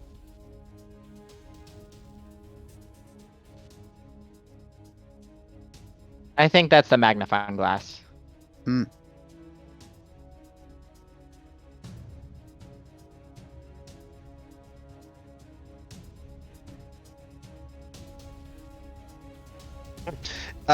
Mostly it's like class skill calling to them, or you knowing who to talk to get one.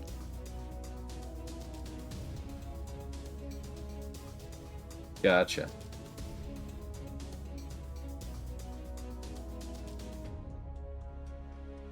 Oh crap, I just realized I'm supposed to have a profession. Oops.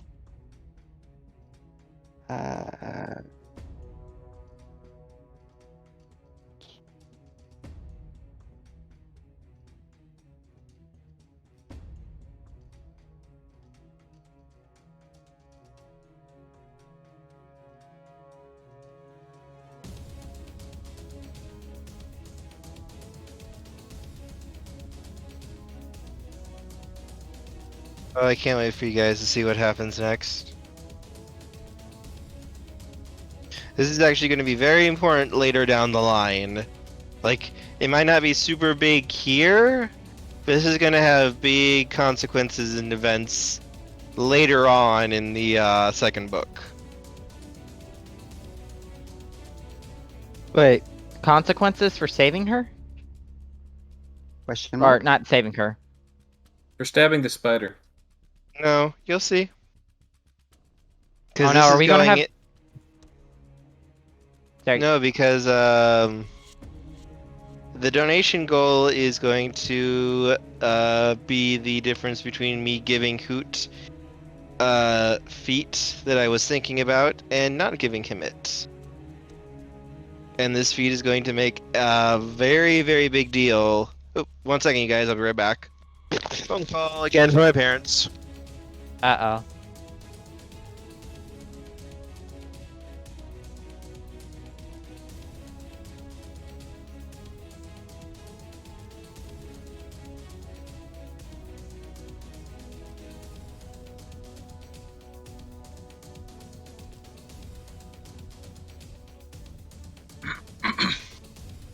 Well, while we're waiting. Ba-da-da-da-da-da-da. No, I'm kidding. I don't know that. What? I don't know the song. It's just one of those wedding songs. Do do do do do do.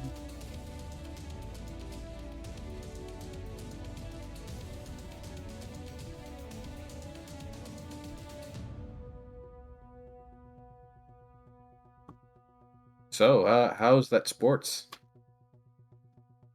What's What ball? sports? Yeah, sports ball. Yeah.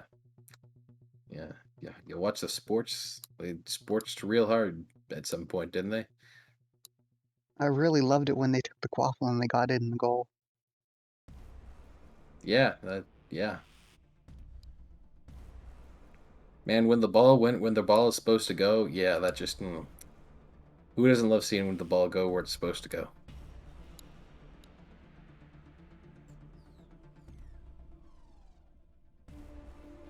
Kravis?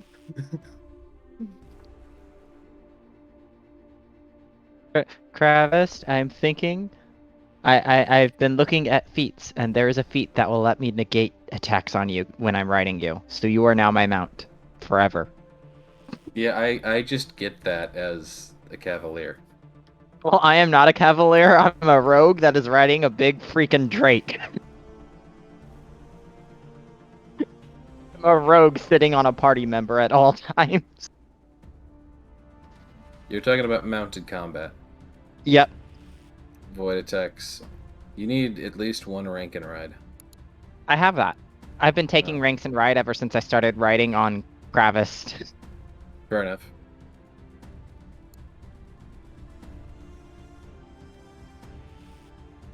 Ride Actually, me. it's less. Out of curiosity, what's your ride check? +6 right now. Okay, not bad, not bad. I've only got 2 points in it. I'll put more in next level up. It's actually a class skill for me, so I get a pretty good bonus. No, not bad, not bad. It's a class skill for me too, of course, because I'm cavalier. I never would have guessed. I didn't know Cavaliers rode things. Yeah, I know, it's pretty amazing, isn't it? Just, yeah, I'm the guy who rides things. Yeah.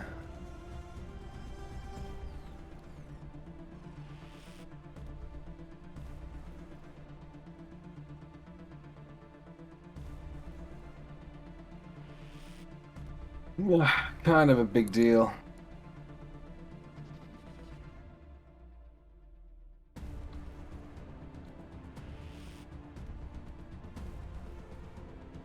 Can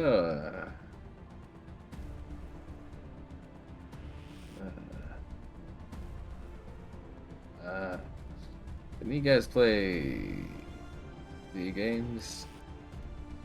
Yes. Okay, good. I play all the video games. All the video games. I recently got Raven into Destiny. I started playing Warframe again because they added 2 new Warframes since the last I played. I can't get into Warframe. I keep Oh, I'm attempting sorry, to we learn can't be friends. Cataclysm and failing. Yeah, I've legit just tried to play Warframe, and I got to Earth. I just dipped around on Earth, and I see. I don't see the merit. I'm sorry, but we can't be friends.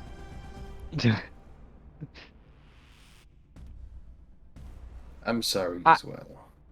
I've been playing Warframe since, not since it came out, but since before they did any updates on the solar system. No, I played it when it first came out and didn't like it then, and then like I've heard so much about it since then, and Oh, like were you a I've literally, donator? I don't think so. Because But I know I've the donators had like an extra 2 years ahead of everyone else. I Sorry. don't think I don't think I was a donator, but like I remember when Warframe first came out, and I was like on the train for it. I started playing it. I didn't see the merit for it. And then I heard that it had a lot of updates and it's gotten better. And I was like, okay, I'll give it another go. Tried to play it again. It was still the same game as far as I could tell. Oh, it's completely different. It's To not a me, bad it's game, but Fighting I don't think it is quite the level of hype that people give it. the fighting style has changed, the gameplay's changed, the weapons have changed, you dodge there's around as a like space ninja and kill a lot of stuff. Correct? they sort of. They've Like, updated yeah. all the different missions though, because there's now the spy missions you actually have to be stealthy in. Yeah, I know there's spy missions and stuff like that. And like And that there's would hijack or sorry. the spy missions would probably be like the place where the game would shine the most for me. It feels like so much of the game isn't that. There's always you can play stealthy unless you're in survival or defense. But or exterminate. Hijack. Oh, you can do exterminate stealthy. Hijack you can't do stealthy. Hijack is a isn't that the Arcwing mission?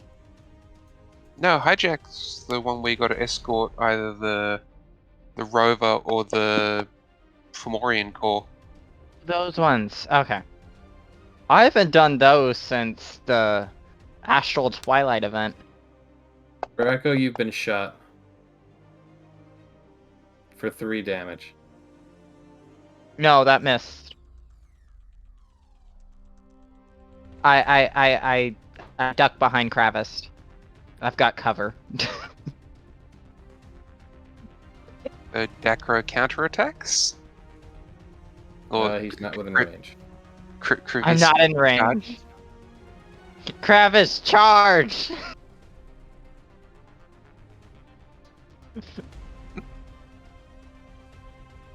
So seems our DM is on a call. He is, Yep. yes.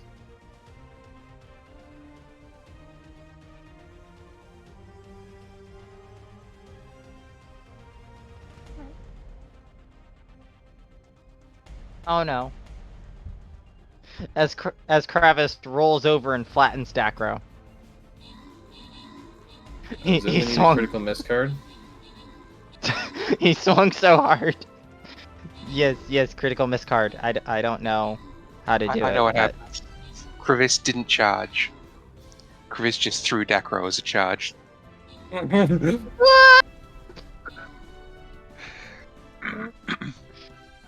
Actually, yeah, Kravis, throw me. I will use my my lightning spear attack thing. It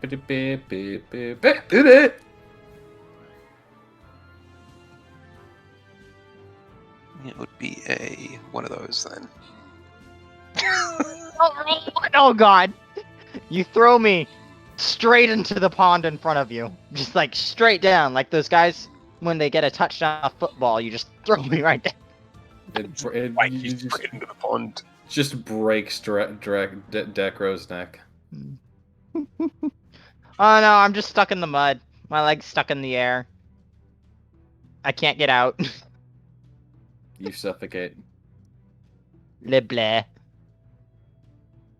Yeah. Meanwhile, Kravis is like doing the boogie over here, thinking he got a touchdown. He doesn't know what a touchdown is. But he's still doing the boogie. I thought I got a 1 for a second, but I got a 7. So the fever dream everyone has is Olberus shoots Dacro, so Kravis picks up Dacro and throws him into the ground, and then Fortnite dances on his corpse. By the way, Dacro, you actually Corp, took wounds yeah. from that with the roll, so you Wait, may want what? to fix that. You actually hurt me. From Alberis, he actually rolled damage on you. Oh yeah? Well, yeah. Apologies for all that. I am I back. would miss. You are forgiven. You missed a fever You- dream where Alberis shot Dacro, so Kravis spiked Dacro into the ground like a touchdown football. So, And then proceeded to Fortnite dance on him. Don't forget that part. That's important. you guys were successful in your task to find her. And is there anything you're going to do once you find the body? There's not much we can do. We can bring her home. Give her mouth to mouth for a bullet wound to the head. Anyone? No? Okay. I mean, I get the reference, red vs blue. It's Wait, from why Elevator on Alberis? the back of their neck. Alberis, why'd you shoot me? GP. Again. GP? General purposes.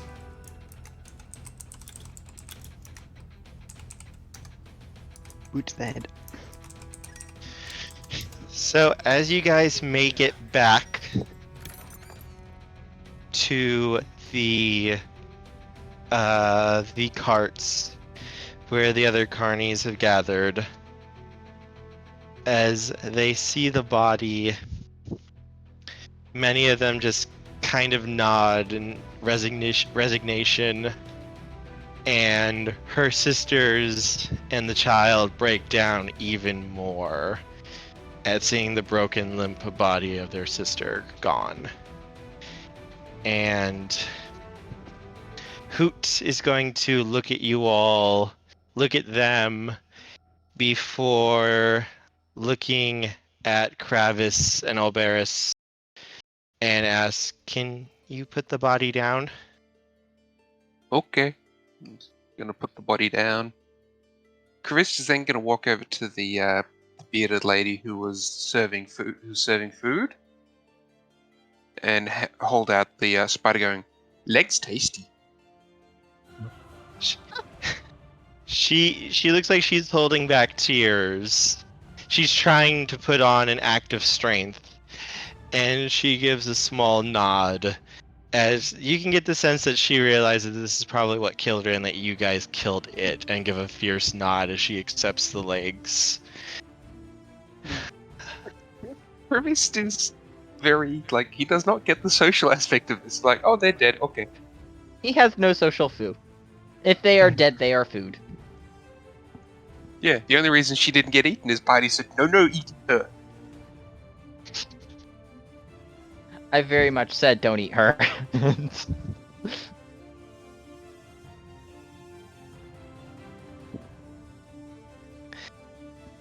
Hoot, once the body is put down, is going to ask everyone to give him a little bit of space and to keep back. Wait, what are you doing? Who? He is going to just smile.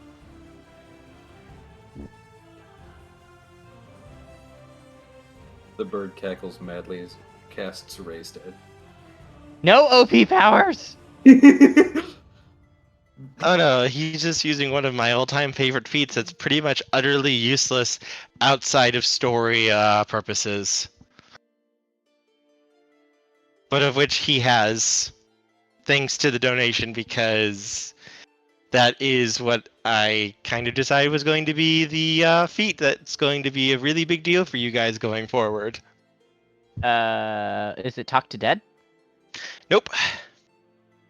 As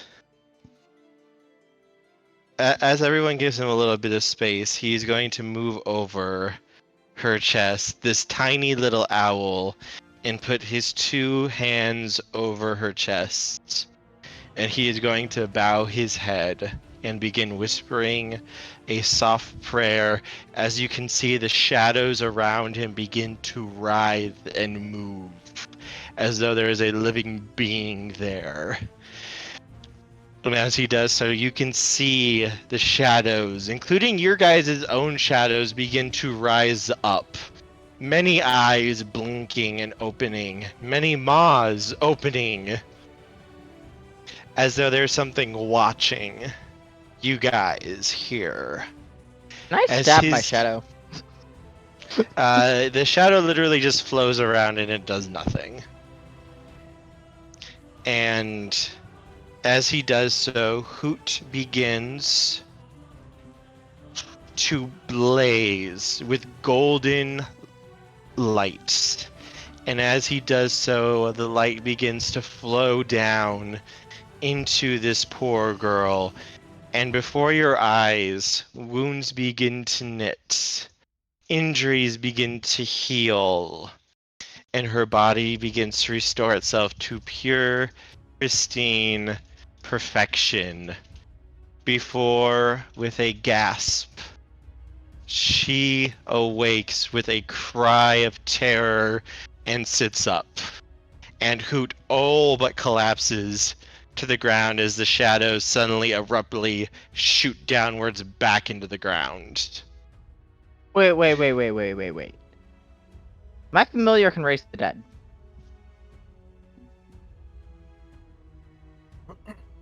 I like this. I'm going to pick up Hoot and wrap him up in my little cloak and just cuddle him. Her sisters and the boy give cries of absolute joy and excitement as they leap forward and grab their sister and hug her tightly to them. Why are you still shooting Dacro? Because Dacro is still insisting that Hootis is familiar. Oh, you're I mean- literally shooting him every time he says that you're familiar? Well, that or something else dumb. That's... Old Bearish just casually shoots companion in back, friendly fire off.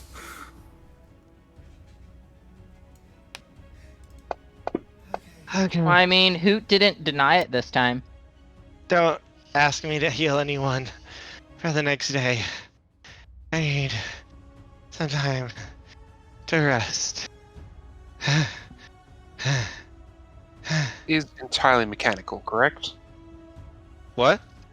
Hoot is entirely mechanical. Nope, he is flesh and blood. Did that injure him at all? I take that back. Can you sense negative levels? No. Nope, he seems perfectly fine then.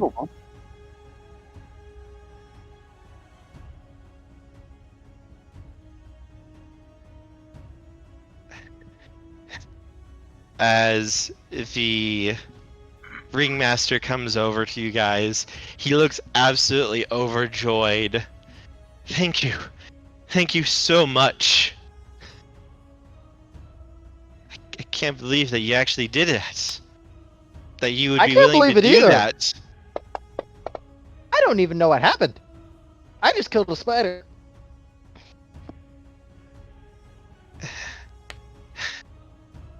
If I channel all my healing, I can bring back someone who's died recently.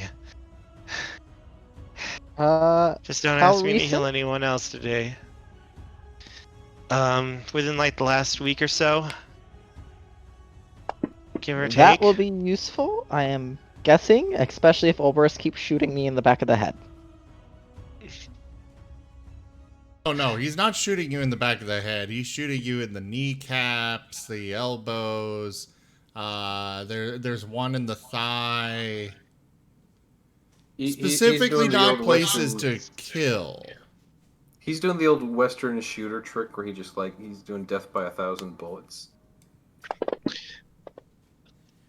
Well, As I agreed, as you see him reach down to his waist and take off a sheathed dagger and pull it up and offer it to you guys. I'm not sure which of you would get the most use out of this, but come across any werewolves or any shapeshifters like that, this thing is going to give them what to. Oh, Decro, you're the one who wanted the knife. But you did kill that thing pretty hard with crevice, so. Travis got to eat it, so I'll take the dagger. The dagger is a +1.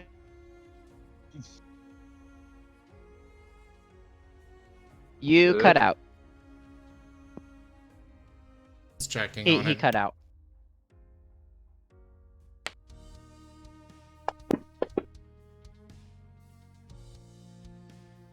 You're going to kill me! No, you are disabled. Yes! Because I am at exactly 40! He just wanted to know how many shots it would take, and it'd take 1, 2, 3, 4, 5, 6, 7. He'd need to reload at some point. I am literally at 0 HP. Exactly. Yes, so Well, now yeah, if because- you do anything, you fall unconscious and start bleeding out. Why? And then after that, it's a coup Kill de grace. 25. Sorry about that. +1 humanoid shape changer bane dagger. I actually can do restoration for restoring the negative levels, or temporary negative levels, assuming it's not permanent. Let me check the ability real quick. I do not think Oh it can god. great rest. Kravis, you're so overpowered. Nope, it cannot be he just has to wait. After a long rest, it'll go away. Okay. I can also eliminate fatigue and exhaustion, so that's why Crevice can keep walking. And he can also restore ability score damage, but only to physical ability scores. He can't do mental. Well, Dacro is now bleeding out and unconscious. well, after everything you guys did to me and did for us, literally bring back one of our family, I'd be more than honored if you guys would be willing to travel with us to Lepidstot. Is we going there anyway? We do have a pit stop to make along the way at my estate, but otherwise, yes, your company would be appreciated. And welcome to the family. And I figure you guys will turn in for the night if you guys have nothing you'd like to do. Is it camp time? I do have a quick question. How exactly do the coup de grace rules work? No. What? They exist. No. It's okay, I'll just look them up. You can coup de grace helpless or unconscious opponents, and they have to make a fort save equal to 10 plus the damage you do in order to stay alive. Okay. Dacra, I need you to make a fort save. No. No. Does that mean that I can turn around and go, "Oh, Barris, I need you to make a fort save"?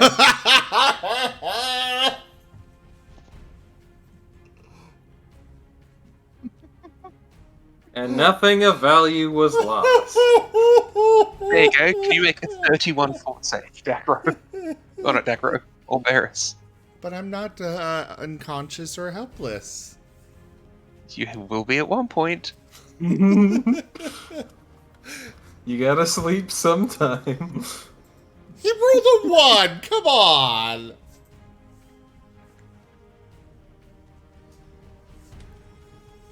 And nothing of value was lost. What would you do for a Klondike bar? I Would would you kill kill me? Dacro. You can't claim the Klondike bar for something you've already done. So do you guys do anything? Technically, I did not roll the damage, so that fort save had nothing to do with it. He is still just dying. Did you take the 25 healing that I did?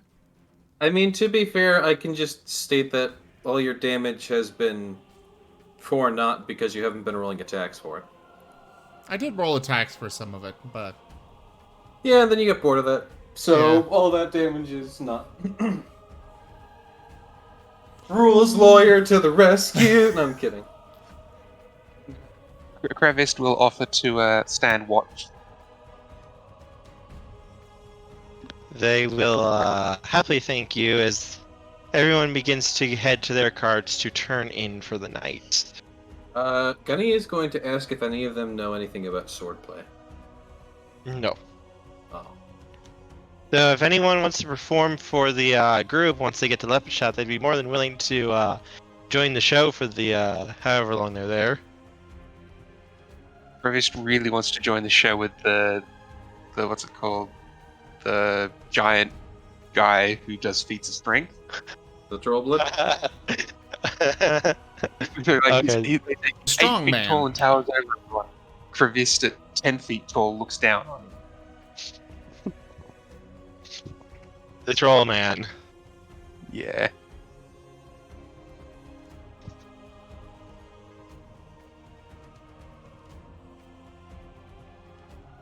I mean, he does seem like he'd be a good fit. Yeah, he really does. All right. So the next few days are fairly easygoing. It's probably actually fairly nice. All of the what people would call the freaks, the crooked kin, are actually very pleasant people.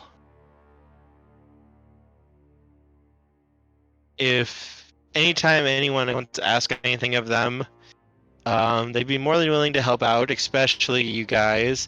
The pinheads are pretty much constantly following you guys around, thanking you or helping you out with anything you might need, as is the wolf child.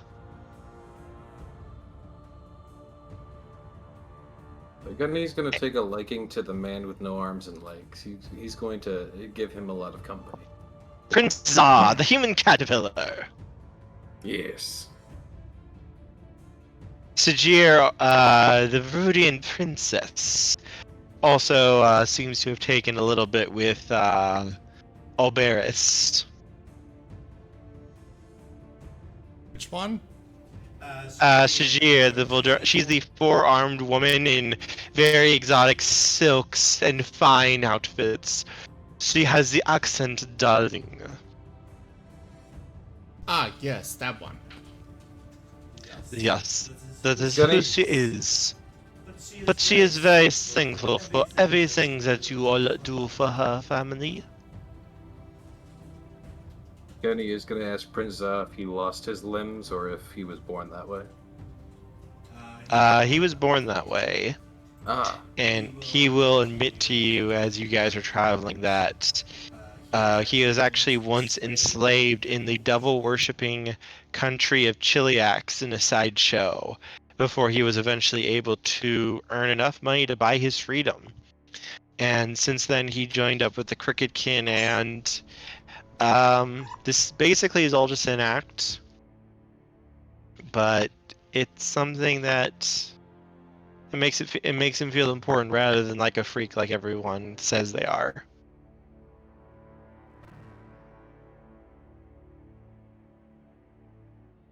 I mean, shit, Gunny's just impressed that he can keep a smile on with, like, all that shit.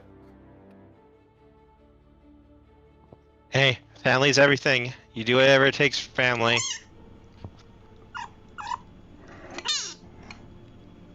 That is true.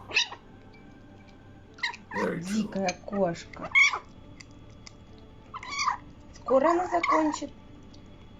I'm hearing Marten. I'm hearing a sable. It's got to be a sable. It's a super baby sable. A very noisy one at that. Very squeaky. Chirp, chirp, chirp. Oh, it's so Дикая adorable. кошка.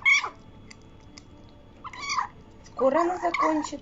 Oh, so cute. I just had that one, and several others shared with me, and this one I had to go ahead and share on the stream right away.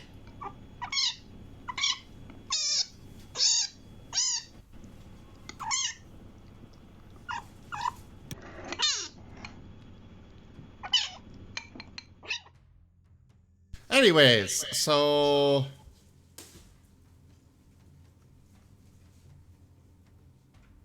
Yeah, we're traveling on again? I was just wondering if anyone was taking like the time to get to know any of the cricketkin, as Gunford is getting closer with Prince Czar. I was just curious if anyone actually wanted to take the time or not. Well, Or if you guys are more keeping to yourselves. up to you.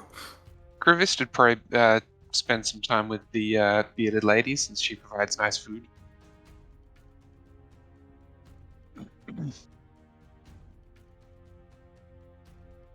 I don't.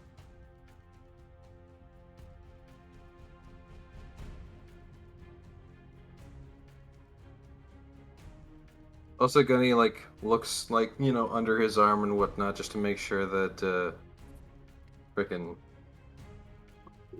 brain doing fart. Yggdrasi is still present. What did I do? But nothing.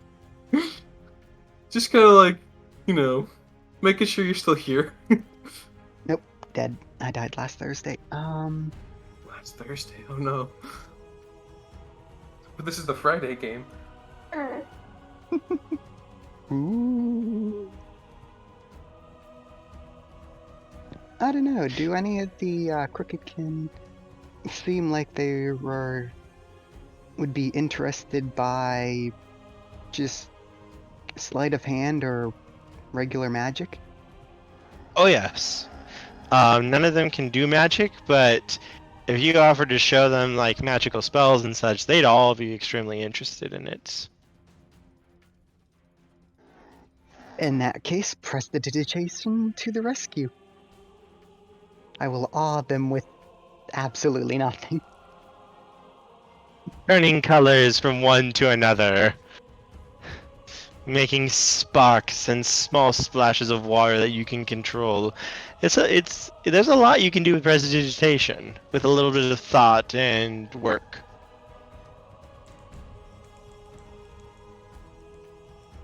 And soon, though, you will arrive at the estates. A grand affair, a large manor, very manicured grounds. It is absolutely beautiful and breathtaking. Gunny's going Though, like everything else in Ustalav, there's a very gothic feel to the manor. to... Olberis is riding inside the cart, isn't he? For the approach to the manor, he would have, at least, well, no, he would have gone and sat up in the front of the cart, the carriage. Well, then directly next to the driver's seat. Yeah, on the driver's seat. Yeah, okay. Gunny would kind of pull his horse alongside the cart, and would look to Olberis. You wouldn't happen to have a forge here, would you? Oh, yes, there is a forge nearby. It's not in the manor itself, but rather a small town outside. The blacksmith there does very fine work. I could start getting to work on those silver ingots if we want to make anything special with them.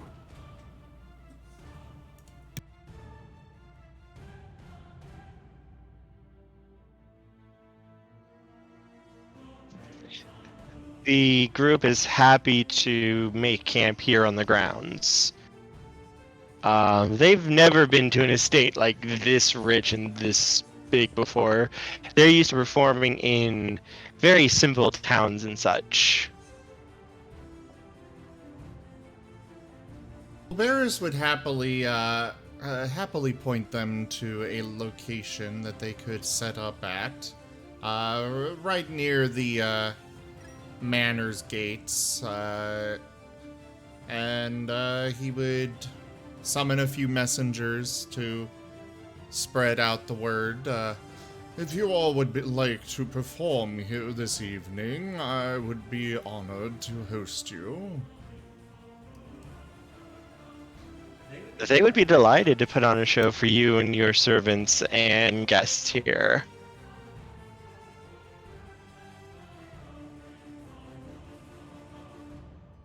And Gunny's gonna go ahead and approach He's, the ringleader.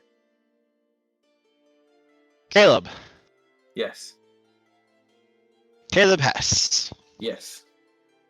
Hess. Gotcha. Good day. What can I do for you, sir? Mr. Hess.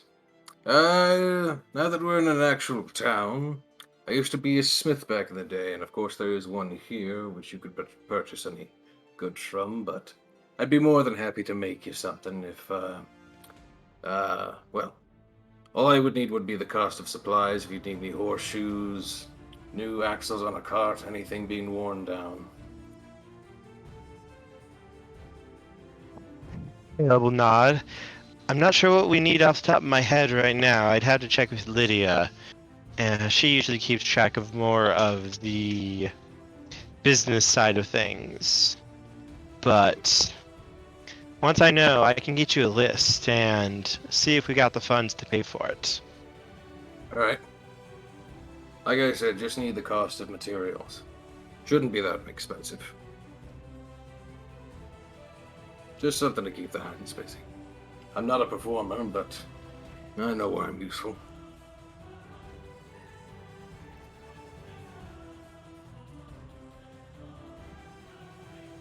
Actually, I would be happy to foot the bill for any repairs that may be required. We do have a substantial treasury here to manage whatever repairs you may need.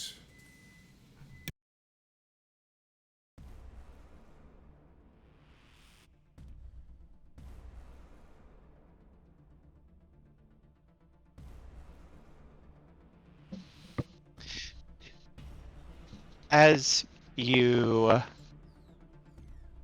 make your way to the manor, while you were discussing this, your butler is already waiting for you.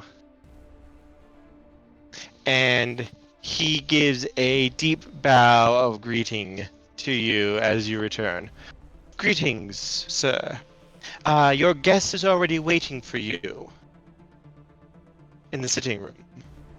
I was not expecting a guest. Who is it?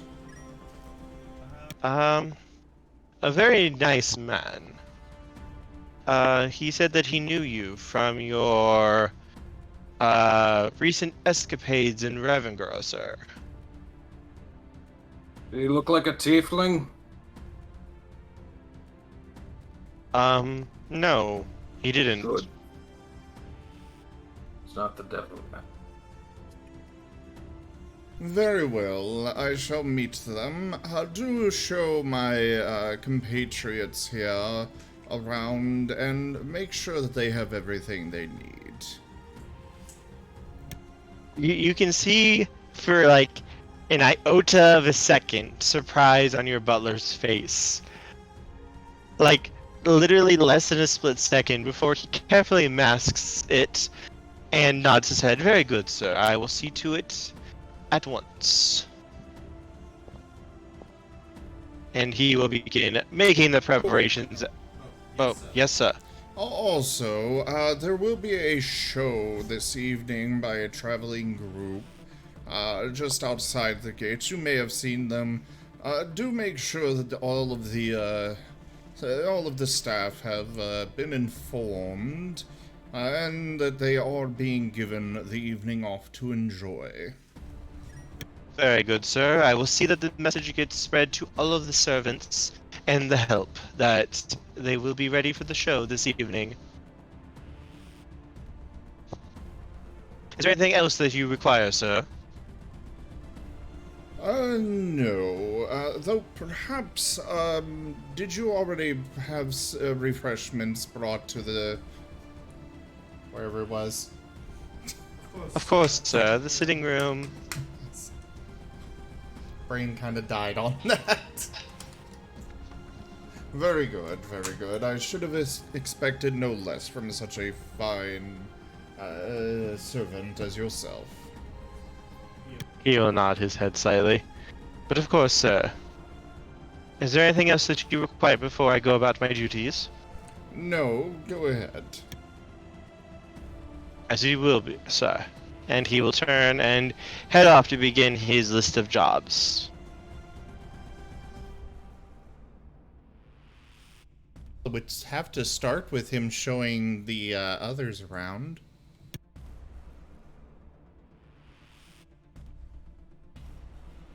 The quick question I was going to ask, are you going to take the others to the sitting room with you? Technically, Old Bears wouldn't really have a reason to.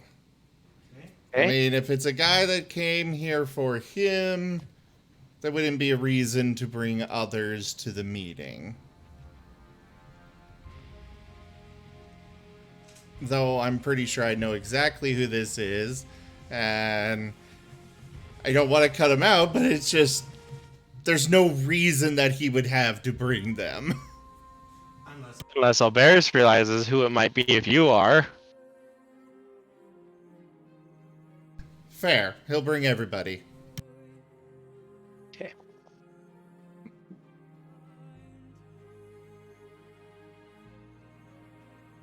So who do you think that business might be with?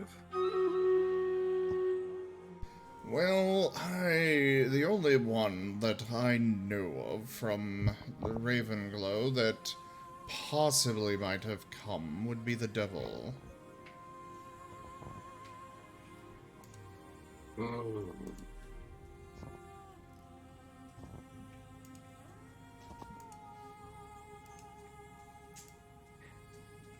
As you guys reach the sitting room, inside looks to be a very finely dressed man. He's dressed in black, red, and gold. And he looks to be human. Bright red hair, black eyes, almost like a deep bluish black. He'll be right back. Parents calling him again? Oh, his headset's broke a little. Gotcha.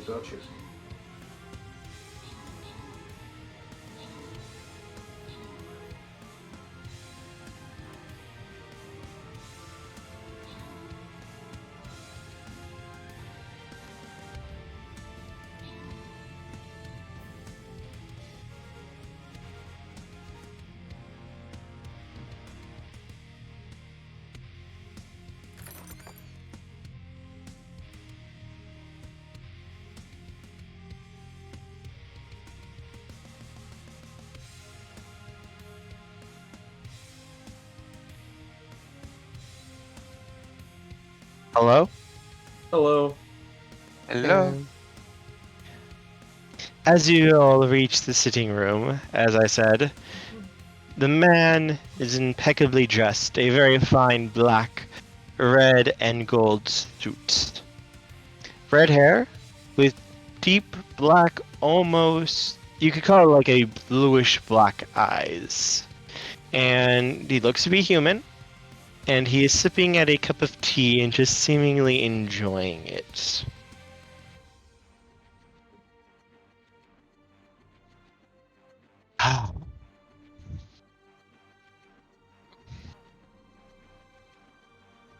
Well, Loberius and Co. Good to see you all doing so well.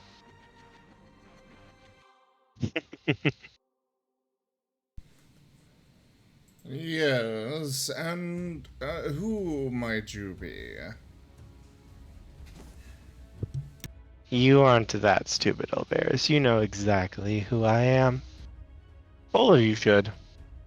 As his eyes just rest on Kravis, and they look hungry. Oh, it's that demon guy. Devil. Devil. Sorry. I know I should know this.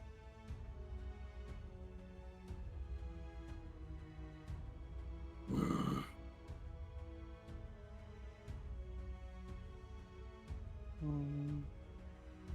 On your way to Lepidstot, are you?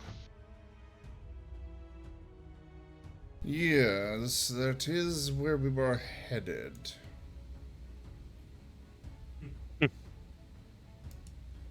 Good.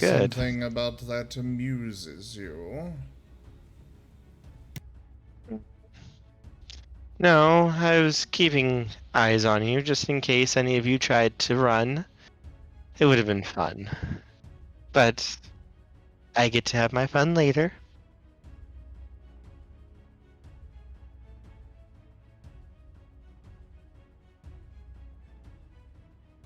Now, there is something for you, Alberus. A little gift for you. And what strings would this gift come with? None. No deal. Nothing. Think of it like, oh, payment for entertainment, if you'd like to call it that. That was quite a little trick your little owl friend pulled.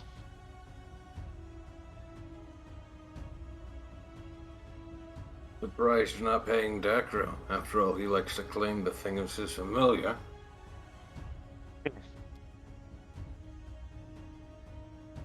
The cat has little entertainment for me yet, though that may change given enough time. I look forward to being disillusioned of this idea that he's useless.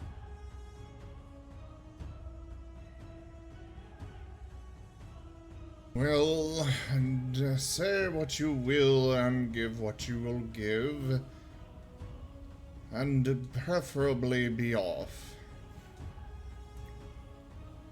You give me no fun. Honestly, I want what you want. To stop the Whispering Way. That's all? Yes, so you can then invade our world and destroy us or enslave us all. I wish to bring order to this world. That's all. You mortals should be thanking me. But that is either here nor there. Now, I believe you deserve a companion to fight by your side.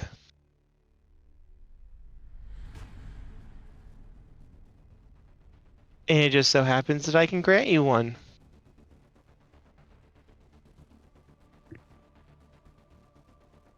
One sec.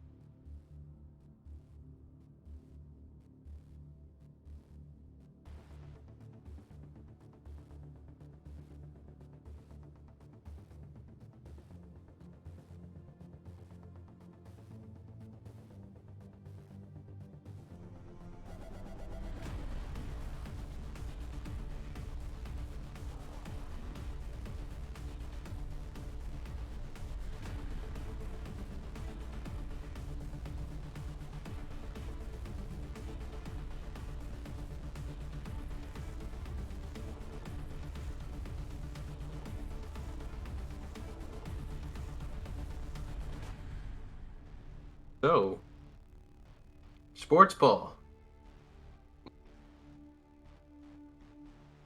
Sorry, was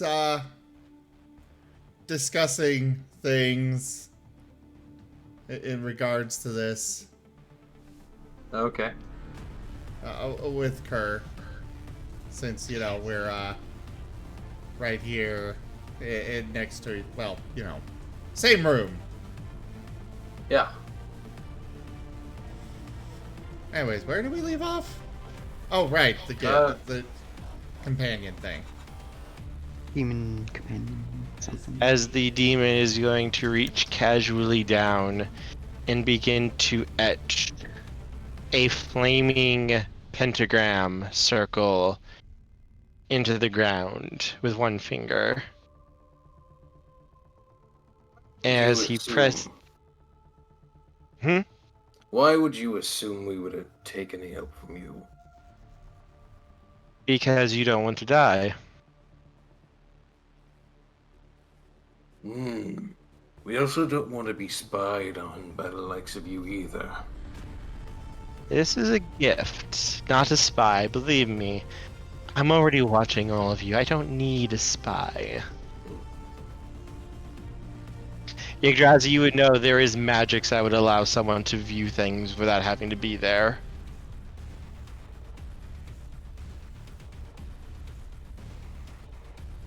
I think everybody would understand scrying.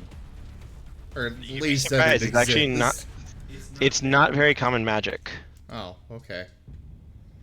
High level magic is not common. Well, Oberys will frown at him, at the demon. I wish to know what sort of gift you are wanting to give in the specifics before I accept. Oh, no, it's just one of your friends. That's all. As he's going to touch the circle with one finger, and fire is going to erupt. As you see a large velociraptor with spikes along its scales, its claws razor sharp, and a mane of red and gold feathers.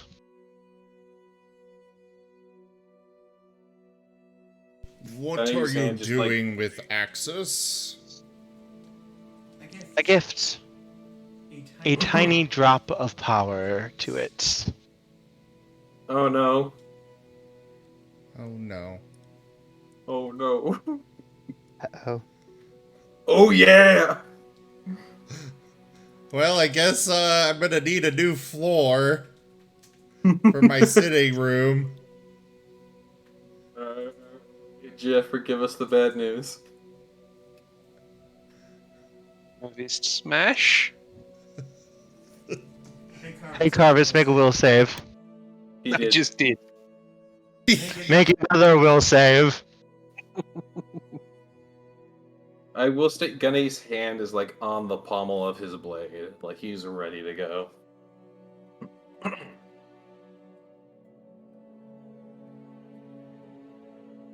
Carvis, you wish to obey and utterly serve this person before you. He is so nice, so good, so wonderful. Why would you not wish to do what he asked? Has he asked me to not smash? Yes. Oh.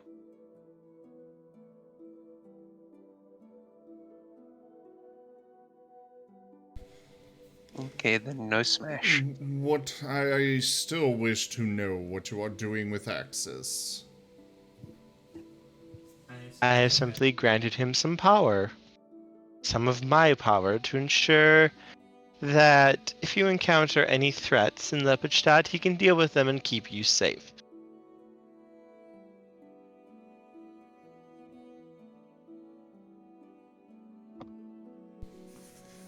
And what exactly is this going to do to him?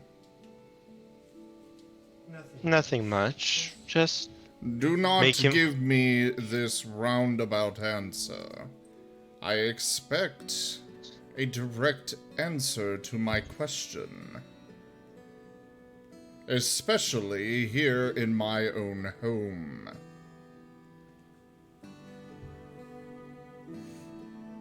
It'll just make him stronger and more resistant to damage.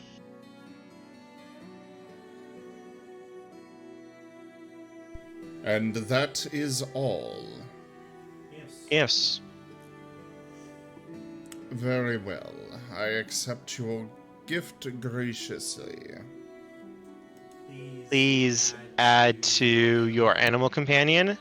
He will have resist cold and fire 10. He has SR 10, and he has DR 5 against good, or DR 5 good, meaning anything good aligned can pierce through the DR.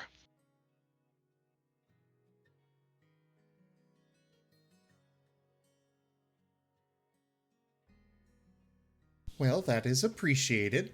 Though I do not like that it came from a devil.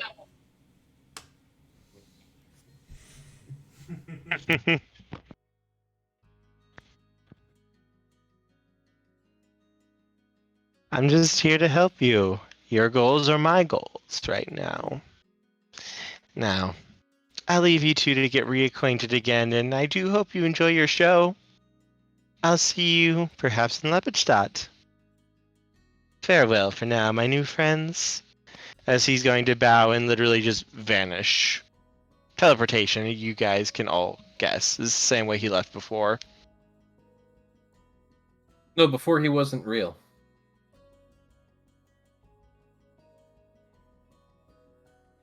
Oh, he was there. Oh, he was real last time I heard him. Mhm. Oh yeah, but then there was like he faded away or something. It was you stated it wasn't teleportation, but it was some kind of like. I swear, like you said. That he was a wasn't- different spell he used there. Ah. He has a lot of spells that he can cast at will. Gotcha. I can most Like definitely. the Dominate Monster that he used on Kravist. If I was a rules lawyer, I'd try and argue that I'm a humanoid, not a monster, but I'm playing him as a monster, so I'm gonna... Oh no, Dominate Monster affects everything. Oh yeah, sorry, I know that there was... no, it's 5th Ed that has the funny rules on that front. I Yeah, don't no. know. Dominate Monster functions like Dominate Person, except the spell is not restricted by a creature type. And it's appropriate considering Kravist is a monster.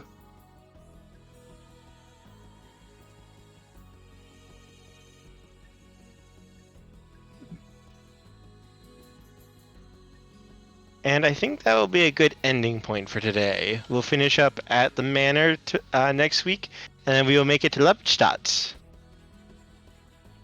All right. I think the image before we go. Let me get something real quick.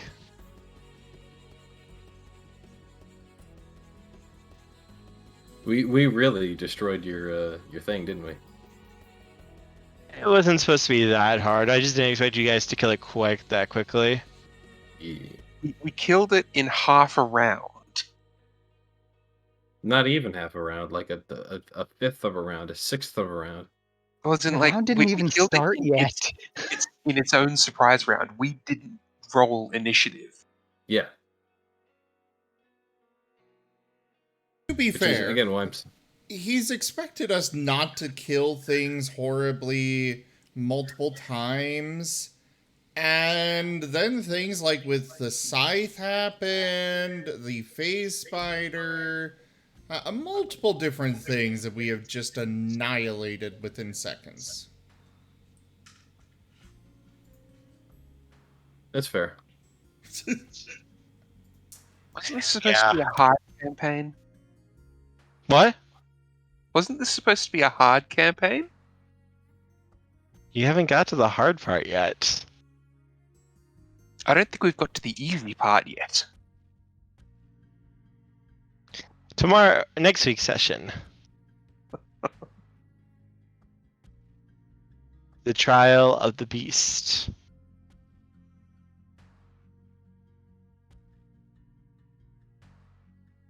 Interesting. What did Crevice do to end up in a cage? What What didn't did we Curtis do do to end up to in a anger the cage? Ministry of Magic?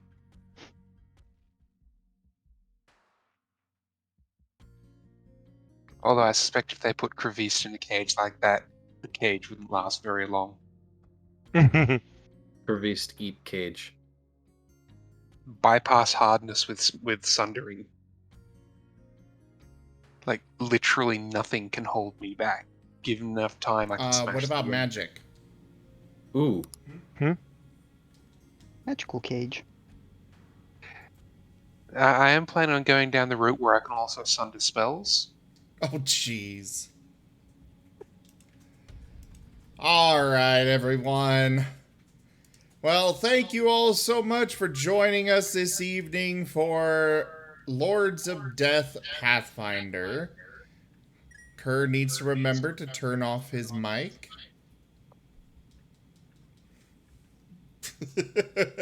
But yeah, thank you all so much for joining us. We'll be back next week with more. Check out our website in the meantime, zgfgaming.com. We have links for our Discord, Telegram, Twitter, Patreon, all those good things there on the website as well as down in the description below. Thank you to my patrons, donators, and subscribers. It is because of all of you that I'm able to continue bringing these streams to you all. I really could not do it without your support. Do remember that we are trying to get the Patreon to $400 a month. We are just over halfway there. If I can get it up to the 400, I can at least cover my rent and keep these streams coming. But I need your help to get to that point. So please consider supporting over there. But for now, I will see you guys tomorrow. We will have an earlier stream tomorrow before Starfinder, and I bid you all the most fondest adieu for now. Bye, guys. Everyone. Bye-bye! Doodles. There it is. Well, since Dova's not DMing a game anymore, now I've got to start doing that on more of the games, you know? It's just a necessity. You gotta do it on tomorrow's game. Oh, I will definitely do it tomorrow. Okay. If I don't die tonight. You never know. I mean, yeah. Alright, I'll see you guys tomorrow. Thanks for joining. Have a great night.